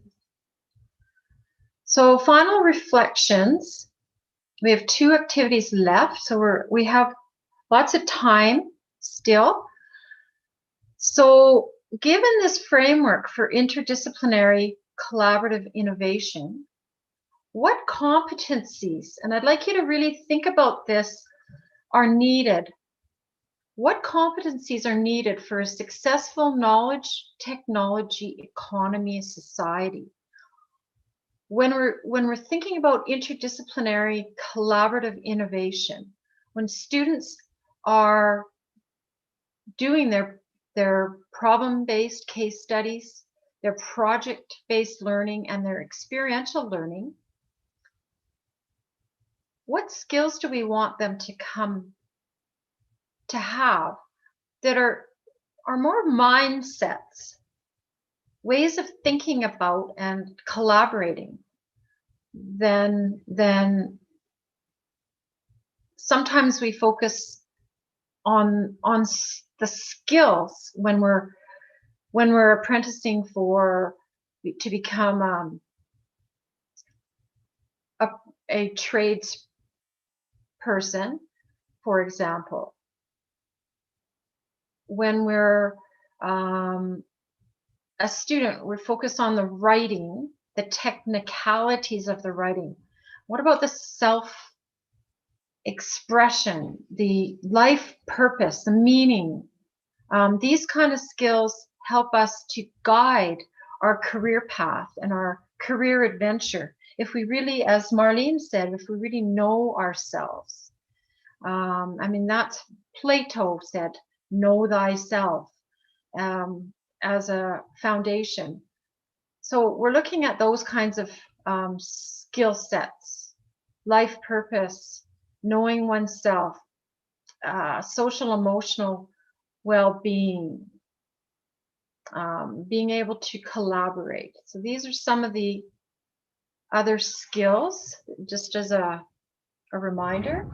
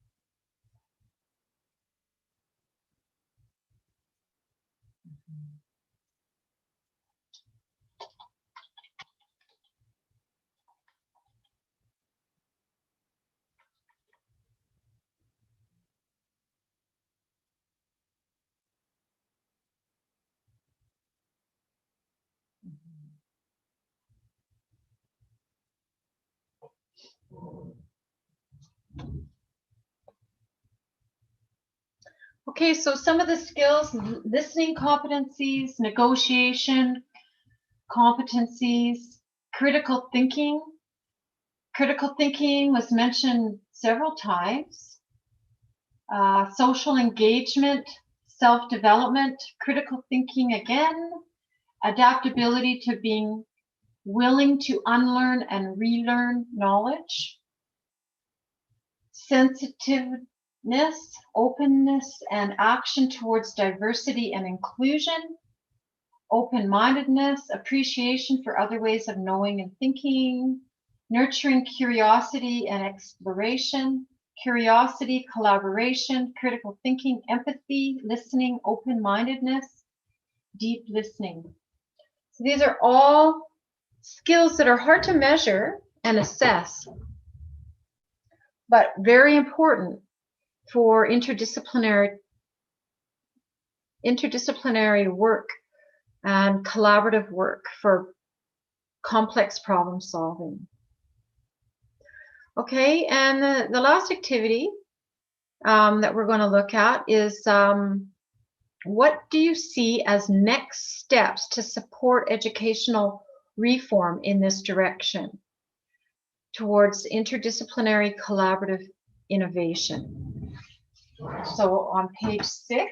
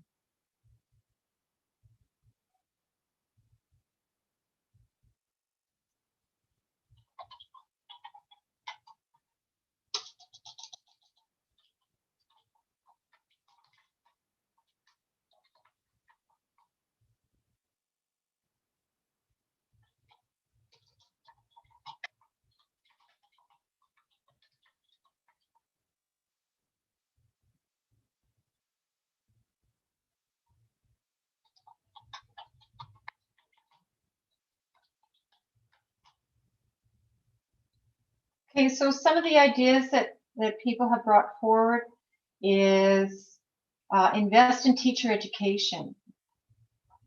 Invest not only in technical skills, but also in the soft skills. Those soft skills are also being called power skills in career development communities. Promote and support collaborative work among different faculties. Communication is key. It really is. Adult education is important, and the approaches in adult education do incorporate experiential learning and life story. Like Marlene had some valuable insights that she shared from her career life journey that really bring to the forefront the value of life whether you're young or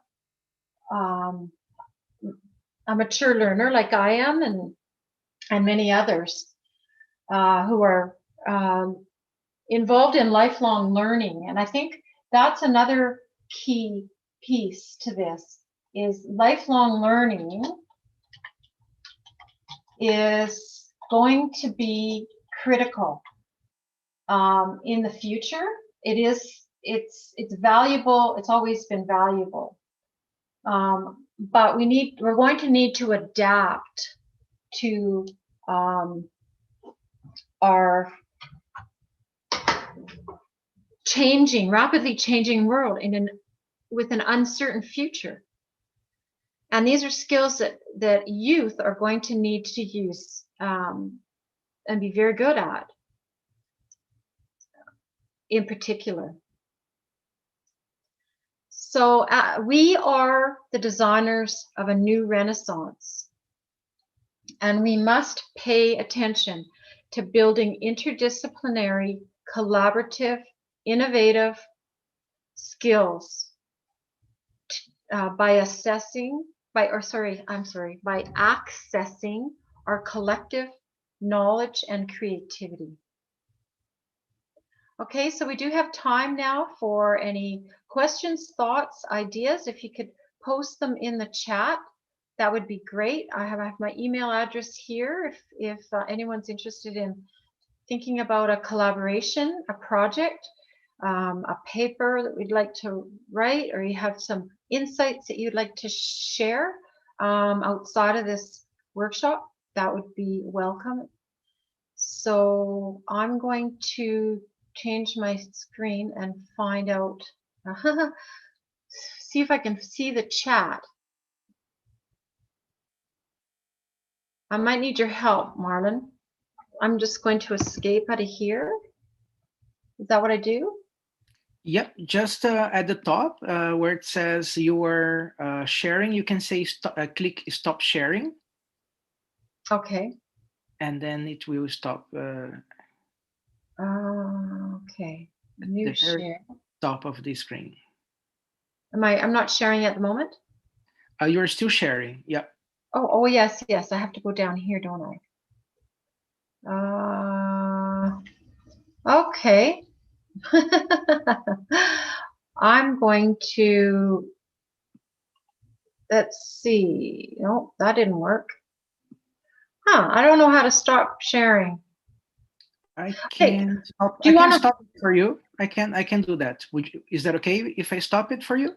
Sure. There's the. Oh, there it is. You did it. I did it. Okay, so I'm wondering what if anyone had any feedback for me, any thoughts, questions. We still have a little bit of time. About 5 minutes, 4 or 5 minutes. Let's see if someone would like to ask a question. Sure. Just raise your hand and I will give you the voice for you to ask if you like.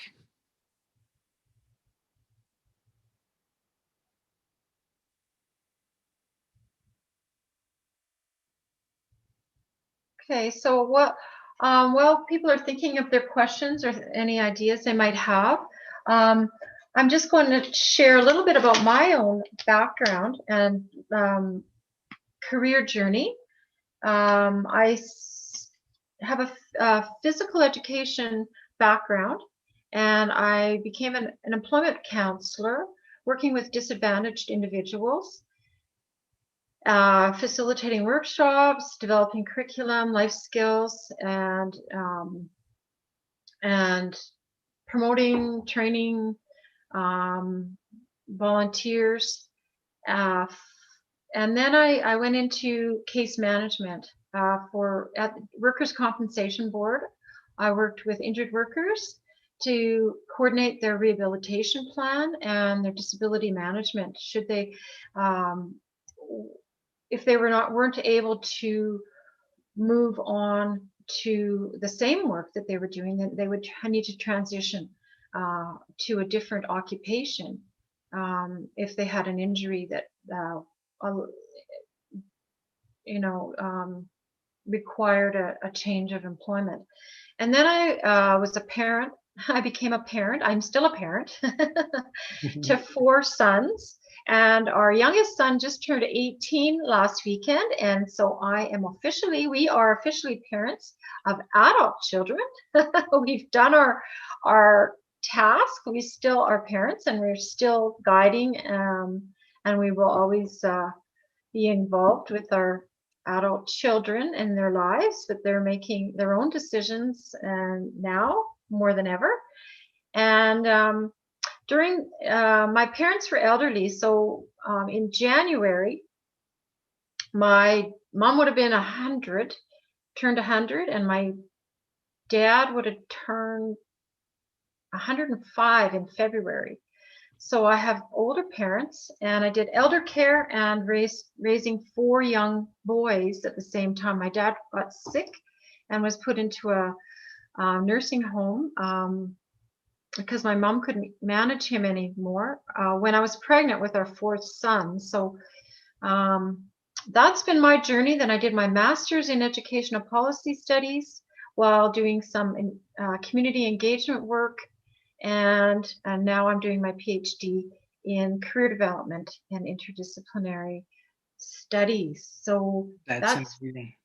I would really like some feedback. I'm kind of interested to know what people thought about. I had some really insightful comments in the Jamboard. Yep, it was very interesting to use the Jamboard. That was my first time using it. And I will use it from now on. Yeah, because it's so interactive. Great. And so, Colleen, we have to end the workshop because we have the other presenters coming in.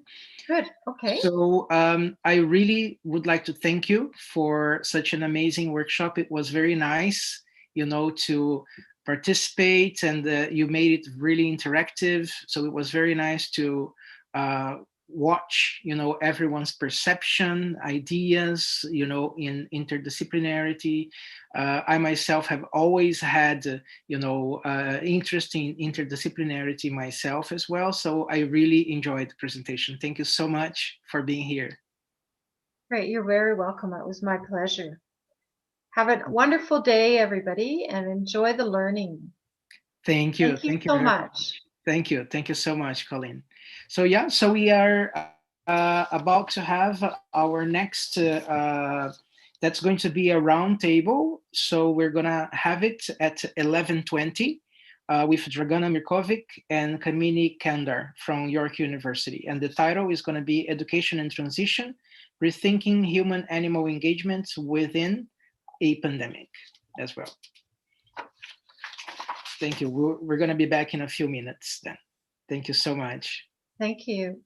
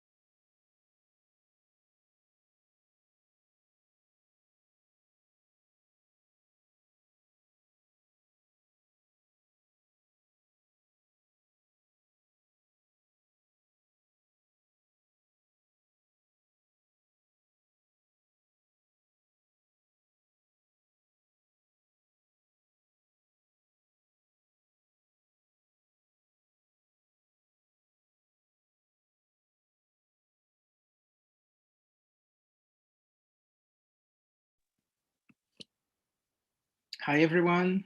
Hi, Kamini. Hi, Dragana. How are you? Hi, thank you for having us. We're good. Oh, that's amazing. Thank you so much for being here, and participate in the symposium and help us, share your knowledge, your ideas. That's amazing. We really appreciate that. So we will start recording, okay, the presentation. And we are already live on YouTube as well. So whenever you're ready, you can start and let us know. So I'm here to assist. Noah is also here to assist. So if you have any issue, just let us know. Thank you. Sure, thank you. Thanks. Okay, so yeah. Hi, everyone. My name is Dragana Mirkovic. And my colleague is Kamini Kamdar. Yeah, my name's Kamini. We are both second-year graduate or doctoral students at York University in the Faculty of Education. So thank you for being here with us today. We sit before you in a profound moment of transition education and around the world. The virtual space we exist in collectively is just one example of how the COVID-19 pandemic is altering the way in which we communicate, we coexist, and we teach and learn.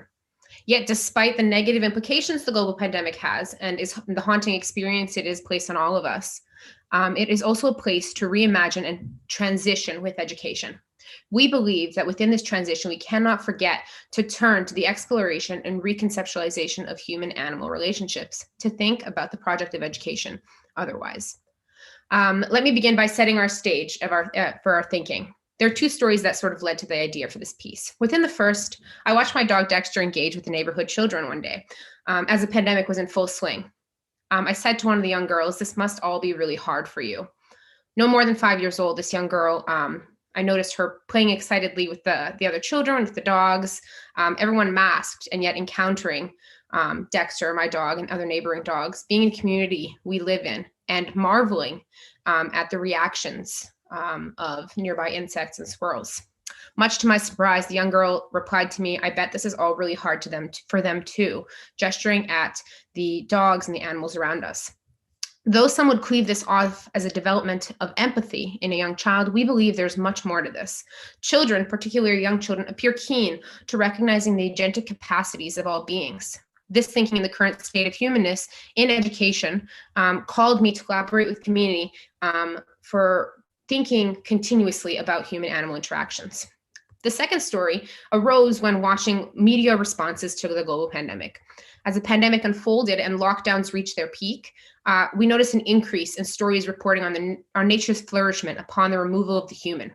News stories suggesting we removed the human from natural spaces for quite a while was a hot topic, and really strengthened that nature-culture divide we see in Western society. On the other side of this lies human supremacy, where the world became astonished that man could not overcome the deadly grasps of a virus. The troubling nature-culture dualism that is rooted in this is also rooted in neoliberalism and calls for the impossible removal of the human species from natural spaces, and at the same time places the human at the centerfold of worldly interactions. In order to unpack this, our thinking is focused on unrooting human supremacy in education, and it's a threefold approach.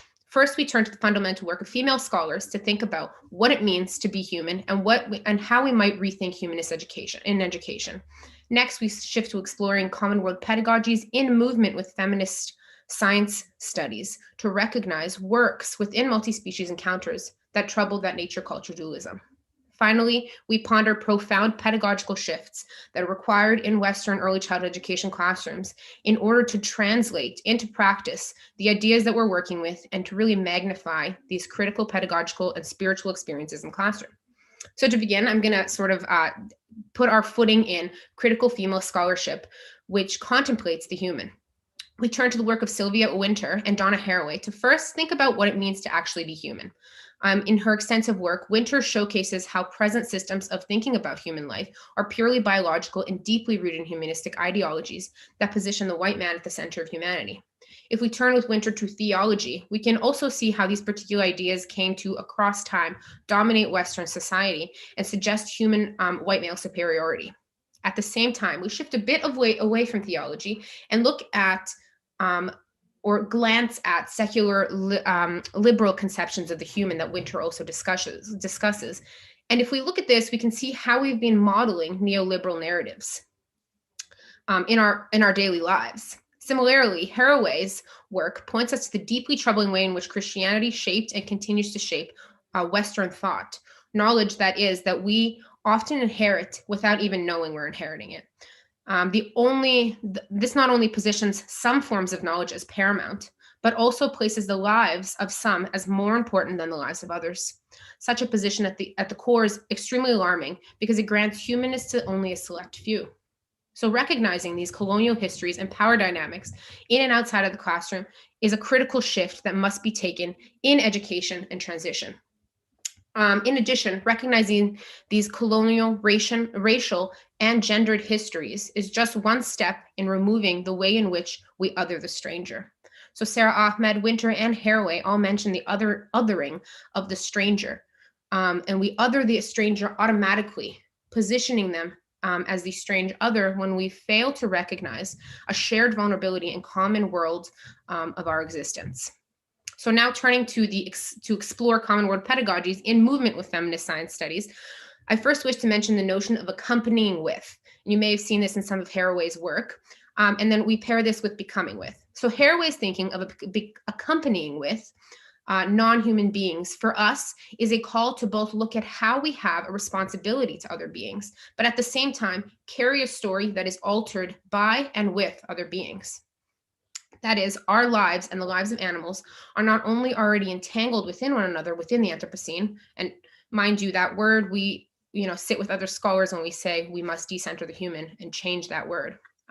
But we already fluidly being altered by being in relationship with these animals and everyone around us. These entanglements include within them both complexities, multifaceted livelihoods, and vulnerabilities.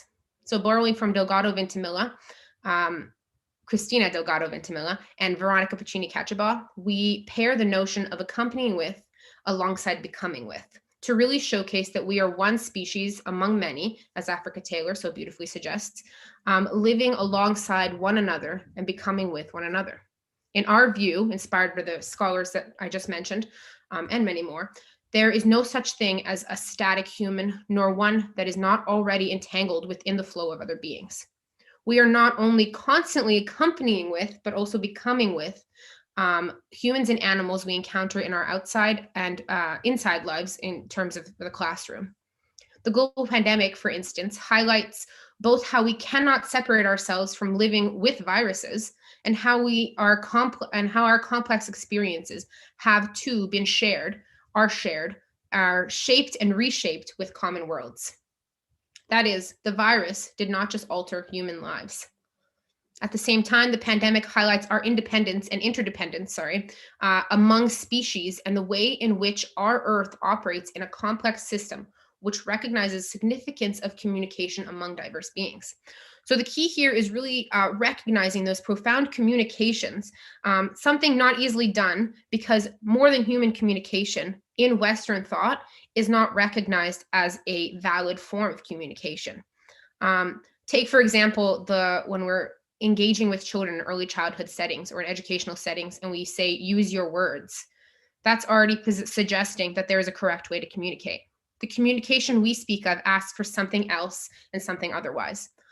Something that encompasses light sounds, shifts in movement, emotionality, and accompanying and becoming with. Yet this is the perfect time, we would argue, to open these explorations as education is a time of transition, and we must rethink more than human entanglements within this time. So this is where a critical shift to spirituality is needed. So, or we feel it's needed. Now you may be wondering, why are we turning to spirituality if so much of spirituality is rooted in neoliberal narratives and religious thinking? It's critical to mention here that our definition or our thinking of spirituality is removed from the sole focus on religion or secularity. We do not wish to fall back on church and clergy-based knowledges, nor neoliberal positions of what it means to be spiritual. Instead, the spirituality we work with is an elusive concept to trouble the idea that there are valid and invalid forms of knowledge that we say for classroom learning. For this reason, we also believe it's critical to shift to thinking and considering Indigenous knowledges of spirituality and place thought as a way to both resist the notion that Western knowledges are more significant, and as a way to both think about the bicultural experiences of children and animals we encounter. Taking this into consideration, the spirituality which we work in, when linked to education, refuses dogma and operates as an experience of momentary wonderment. For the purpose of this piece, we focus on spiritual experiences of communication that occur in becoming with and accompanying with. That is, it's an intangible communication that does not mimic the traditional Western forms of communication, but rather exists as an often silent space between a child and an animal, between a human and an animal, that can really be a place of acknowledgement for shared common worlds. We believe a turn to spirituality, which is more of an experience than a definable concept, offers a space of exploration in redefining these meanings and processes of communication. Within our perspective, communication is not a simple developmental task be mastered, but a spiritual and complex experience of learning to be with, live with, and become with another living being.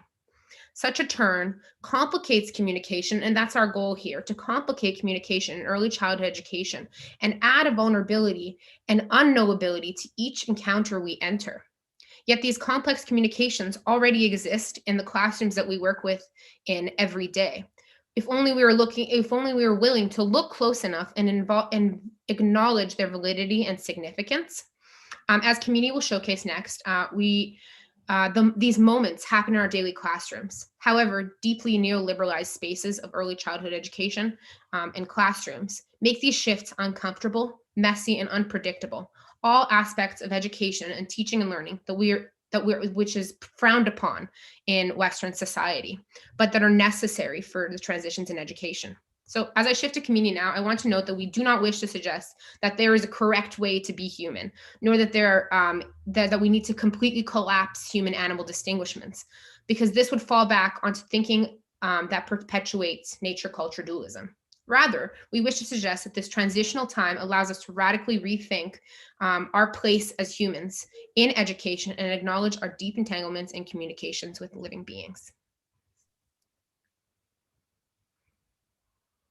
So the second half of our piece focuses on the pedagogical implications and complexities of repositioning children within common worlds we inhabit and co-shape with multi-species.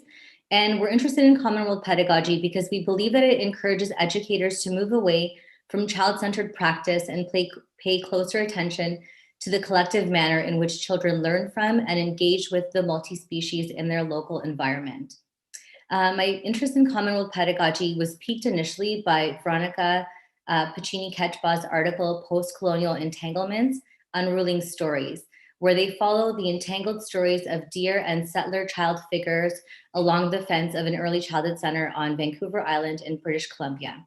So in this piece, Pacini-Ketchbaugh notices the deer visiting the fence of the early childhood center, and she poses a really interesting question. She asks, what happens when two species with different but entangled histories come together? And in the same piece, Pacini-Ketchbaugh describes the fence along which the deer and children meet. She observes that although the fence separates the children and educators from the deer, it also allows for a boundary in blurring and crossings that help to undo the categorical divisions created between colonized, colonizer, and human and non-human. So I read this article during the pandemic, and during this time, similar to Dragana, I was fortunate enough to be able to spend more time at home with my dog Apollo, and more time at home meant more time for walks. And on our walks, and thinking with Pacini-Ketchbaugh, I became really interested in thinking about the fences in my neighborhood. So on our walks, I noticed that Apollo would sometimes spend several minutes sniffing different spots along fences. And I began to wonder who or what had been where we were walking. Who or what was he detecting? Who or what did the fences in my neighborhood separate? And what did those separations imply?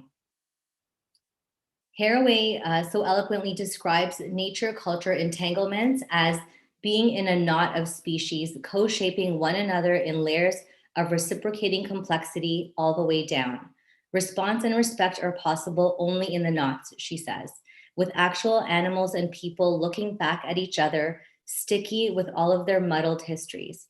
Appreciation of complexity is, of course, invited, but she encourages us to think about more that is required also. So in thinking about pedagogical implications and complexities of common world pedagogy, we wonder, what is the more that is required? How might we be able to live our lives with children in post-colonial settings in responsible ways? And we begin by thinking of rethinking the significance of human-animal entanglements and recognizing the pitfalls of the neoliberal desire to place the human child at the center of their experience of the world. So in early childhood education, the focus is often to learn about. We learn about animals, we learn about changing seasons, we learn about each other. It's that term, learn about, that is often used. And this position reaffirms discourse around human superiority and separateness from nature, which is a colonial view of human versus nature, and that's in direct conflict with many cultures, and is also a very Western concept that we believe needs to be challenged. So common world pedagogies for us are a way to use nature and culture together, and essentially it's saying that the two are indivisible. And it's here that we lean back into feminist philosophy and argue that there are similarities in Sarah Ahmed's figure of the stranger and how education has traditionally othered the multi-species that also share the spaces we inhabit. So Ahmed describes the experience of being a stranger as not feeling at home in a world that gives residence to others. And the colonial structures and histories referred to by feminist scholars, we believe, are the same systems that also place the child at the center of their meaning making. Pacini, Ketchbot, and Taylor refer to this as other ethics, where humanist ontologies automatically default to the human as type and rely on anthropomorphic recognition of ourselves in the other animal. We also wonder about exploring the possibilities of human-animal interactions and ask, how can we decenter the human by changing the way we speak, communicate, and pose communication in classrooms? So I'd like to offer a quick anecdote about the power of how we phrase questions to young children. A few months ago in my class, we were talking about the changing seasons and fall in particular. And prior to thinking about common world pedagogy, my usual question would have been something along the lines of, how do you know it's fall? And this line of questioning upon reflection is clearly child-centered. And oftentimes I realize that inquiry-based learning takes on a child-centered approach as we encourage young children to discover, observe, and investigate the world around them, placing them sort of at the center or sort of on the top of the hierarchy in terms of what they are discovering, what they are observing and investigating as separate from multi-species, relationships. However, this time, as I thought more about how I might be able to weave common world pedagogy into our learning, I decided to ask a different question. And the question that I asked the children in my class was, how does a tree tell you that it is fall? And just in changing the question, what struck me was the different realities of multi-species entanglements that each question either posed, omitted, or made visible. So the second option offered children a space of possibilities in which multi-species communication was real and recognized and an everyday occurrence. And this connects to the spiritual experience of children, Dragana, you mentioned too, in the phrase experiences of momentary wonderment.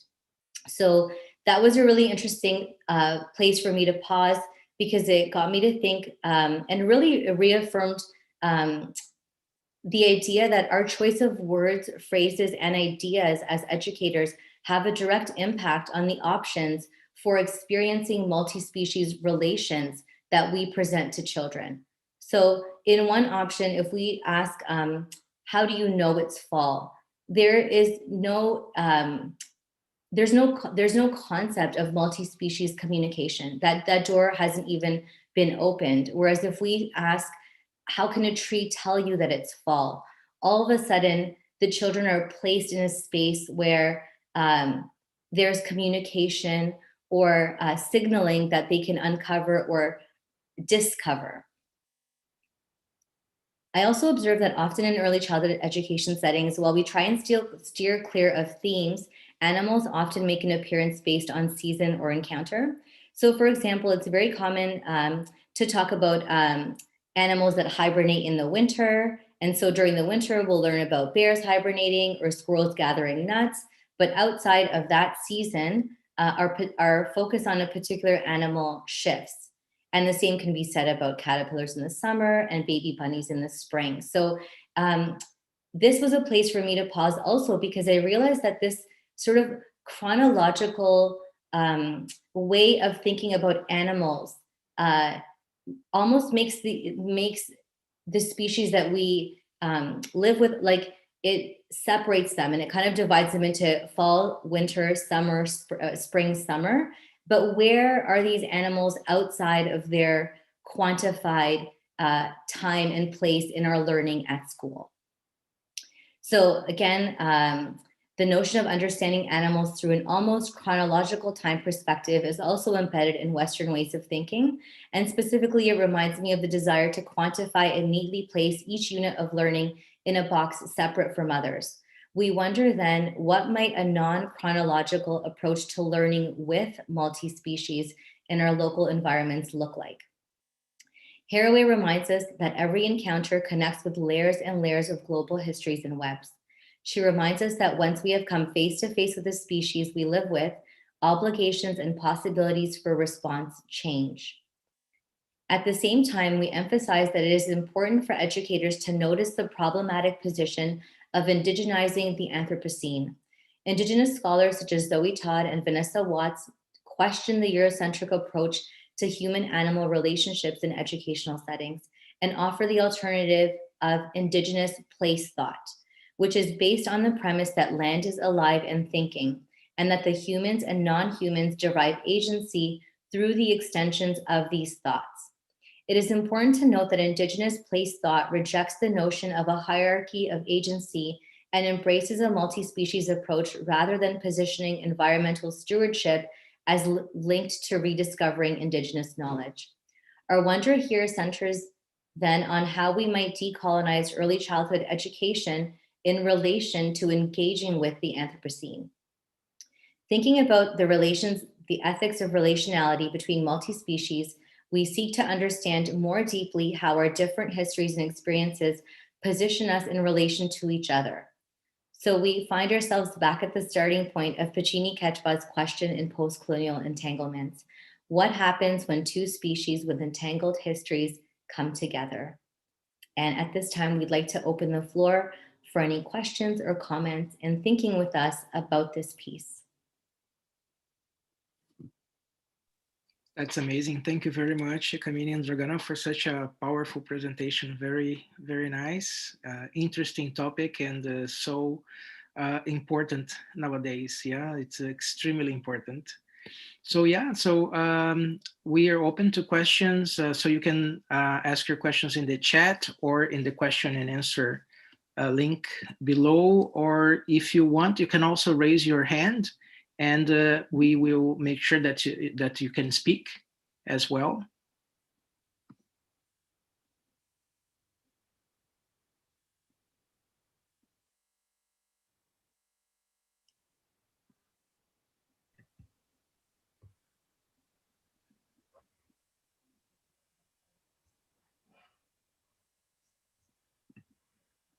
Okay, so while people are thinking about some questions or comments, I would like to ask my own. I was very interested with the experience that Kamini reported.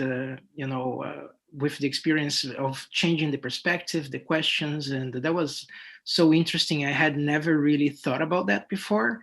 And my question is more related to parents, and guardians, sure, in a sense that how do they react to that? Do you face any difficulties or resistances? And so you know what, I've with that question in particular, I've had actually a couple of parents sort of email me back and say that was so interesting to just the idea of how we can reposition or rephrase questions to open up different possibilities.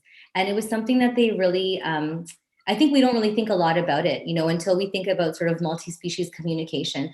But so parents, for the most part, were pretty receptive and really actually excited about sort of thinking about that one question and reframing future questions. So in that one example, when they were able to see their child really begin to build a relationship with the trees and think about, how is the tree telling me that it's fall? I think that sort of opens the door and inspires playing with future questions. And I think that's the interesting part, is that, it's meant to be like clumsy and sticky and muddy. Like it might feel a little different to change the way that we think about things, to then phrase them for children to open new doors, but just getting in there, and kind of like feeling the clumsiness and feeling the stickiness of it and seeing what's next. So yeah, it was a good response. Mm-hmm. Yeah, and thank you for that. I actually wanted to add to that too. I think the resistance that I noticed most, in my teaching, and I'm at the university level, teaching assistant, but also I work with and have worked with children in early childhood settings. I think the resistance is also from other educators, because this is not to put the blame on the educators. It's the way that they're educated, right? So we have a very neoliberal education system, which doesn't take into consideration these sort of key communications, right? And so while it's a profound move, it's also a very difficult move, and we've talked about this prior to as well, Kamini and I, how hard it is to even, to get yourself to recognize those small little shifts of just changing your wording. They have a big impact, but they are complicated and they are a little bit difficult to do. So yeah, so I think that's sort of where I felt the resistance, is more so from educators and fellow teachers. I think so too. Sorry, go ahead, Marlene. No, go ahead, Kamini. I'm sorry. I was just going to say, I think so too. And I think, Dragana, your point about this idea of like the knowledge that we've already inherited without knowing. And I feel as educators, I'm guilty of it like too. And I would imagine all the time until I become aware of it, is we just have this backpack of knowledge that we've already inherited. And if we've never come across the idea of multi-species communication in our own thought process, how can we then, or if we don't believe it or buy into it almost, how can we then present it as an option? And so I think the barrier might be for educators to rethink, or just rethink, what are the preconceived notions about the world around us that we come to school with, that we then, without knowing, sort of steer children in this one direction that we were steered, and that, they're going to go in the same way. And it almost continues that train. So yeah, that was just my thought. Absolutely. I'm very glad that you mentioned the educators. Yeah, that it's not only parents, but also educators, and and absolutely how they, how we learned. We try to repeat, the way we learned and the way, we have been educated. And those questions are so important to challenge our perspectives. Yeah, and take us to another way of thinking and looking at things within a different paradigm, right? So that is amazing. And I think the I guess the caution is to do it in such a way that, again, we don't indigenize nature. We're not here to, so it's really thinking about, from an educator perspective, steering clear of indigenizing nature or multi-species relationships and communication, but really steering that as its own sort of vehicle. Mm-hmm. Yeah. Absolutely. Yeah, absolutely. Yeah, because sometimes that's what's lost in translation, is that, and even when we're thinking about humanness, right? That's especially important when thinking about humanness and sort of the colonial histories that we carry into the classroom and that already exist in the classroom. From children from diverse backgrounds, that we all have this colonial history. So, that's an especially important sort of thing to think about when working with this, because the last thing we want to do here is sort of fall back onto the thinking of like the Rousseauian child as natural, or or connected to wilderness in some way. So I think, yeah, that's really, and of course, we acknowledge that the shift that we're calling for, and many scholars have been calling for years, is a complicated one, is a difficult one as well. That's true. Absolutely. We have a comment from Professor Audrey Dahl, and she said, great presentations. You asked very important questions that bring us to think. Absolutely. Yeah. Do you think that I've always had this kind of thinking, yeah, bringing us the ability to think is important, but it's also action is also required, right? In a sense, how do you think that action can really be implemented within this framework, this paradigm? That's a great question. I think it all starts in the classroom. For us, it all starts in the classroom, because at one point in our lives, majority of us will be in a classroom environment, and to sort of think about how, as educators, we can actually take those steps. So, for example, just something as simple as shifting, our wording. Or I was even, talking to Kamini a while ago about an article I read where they look at where they take a moment out of their very busy day to stop and watch a child play with an ant, right? And sort of that interaction between that child and that ant that we have here is there's so much communication going on in there that we don't acknowledge. So I think that acknowledging those sort of pieces is really important. And I also think it starts with sort of teacher education as well, right? So like when you're being educated as a teacher, to really question what's being told to you and what you're being taught. I'd have to agree with everything you said, Dragana, because I also think, I like to think sort of sometimes about ECE curriculum documents and policy documents, because as a teacher, that's sort of where we go to first. And, our curriculum documents are very child-centered. And so we need to kind of take a step back and think about sort of what we're promoting and sort of, is there room for negotiation? So, within these specific expectations that children are supposed to reach, is there room to sort of play around with different ideas like common role pedagogy and sort of weave that into a pretty permanent framework, let's say, which there is, so a lot of negotiation. I think it's like experimentation and negotiation and figuring out as educators where you can weave in different ideas and sort of, and then also what values we're promoting. Are we promoting the value that nature is meant to be observed and investigated and experimented with, or are we promoting values of relationship and communication? So just thinking a little bit deeper about our practice. That's amazing. Well, thank you very much again for such a wonderful presentation. Really nice. And it definitely brings us to reflect on our practices and to think about transitioning towards the future. That's beautiful. Thank you very much. Thank you. Thank you. Thank you so much. Oh, I think there's yeah, Professor R.P. Hamalian. Yeah, so she just said, in this perspective, how do you deal with an invasion of ants in your home, and how do you explain your actions to the children in the house? So that's a really interesting comment, because in Pacini, Ketchbaugh, and Taylor, their articles specifically about learning with children, ants and worms, they talk about the importance of feminist science inquiry, and they have actually a very similar example where they say, do children know that when ants sense danger, they release hormones and they warn other ants? And so my point is really with a little bit of science inquiry. So they may be troublesome in the house, but it's learning deeper. Like, I didn't know that about ants until I read this piece, and it made me think we need to go deeper with children, not to learn about, but to learn with.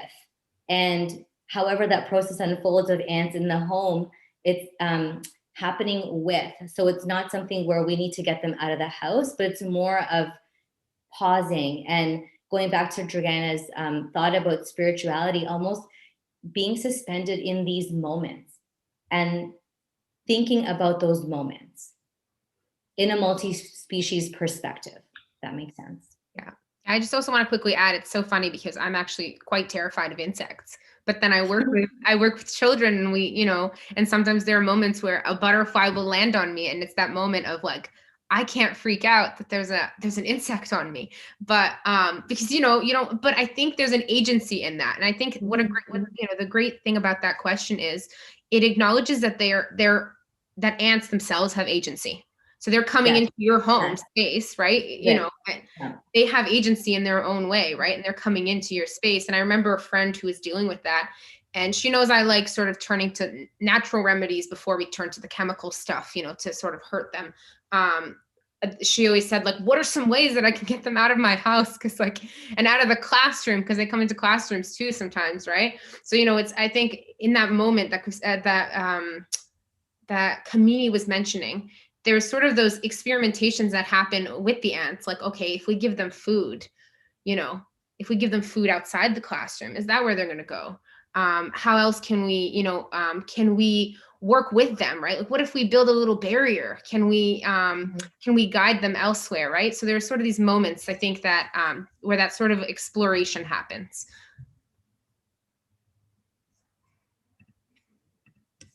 Thank you. Amazing. Thank you very much again. It was amazing. So we're going to stop now because now we're going to we're transitioning to poster presentations in the other link. And then we're going to be back at 1:10 with a panel on Paulo Freire's 100th birthday and the importance of his legacy today. So we look forward to seeing you there as well. Thank you so much. Thank you. Thank you. Have a wonderful day. Thank you. You too. Thanks. Bye. Bye-bye.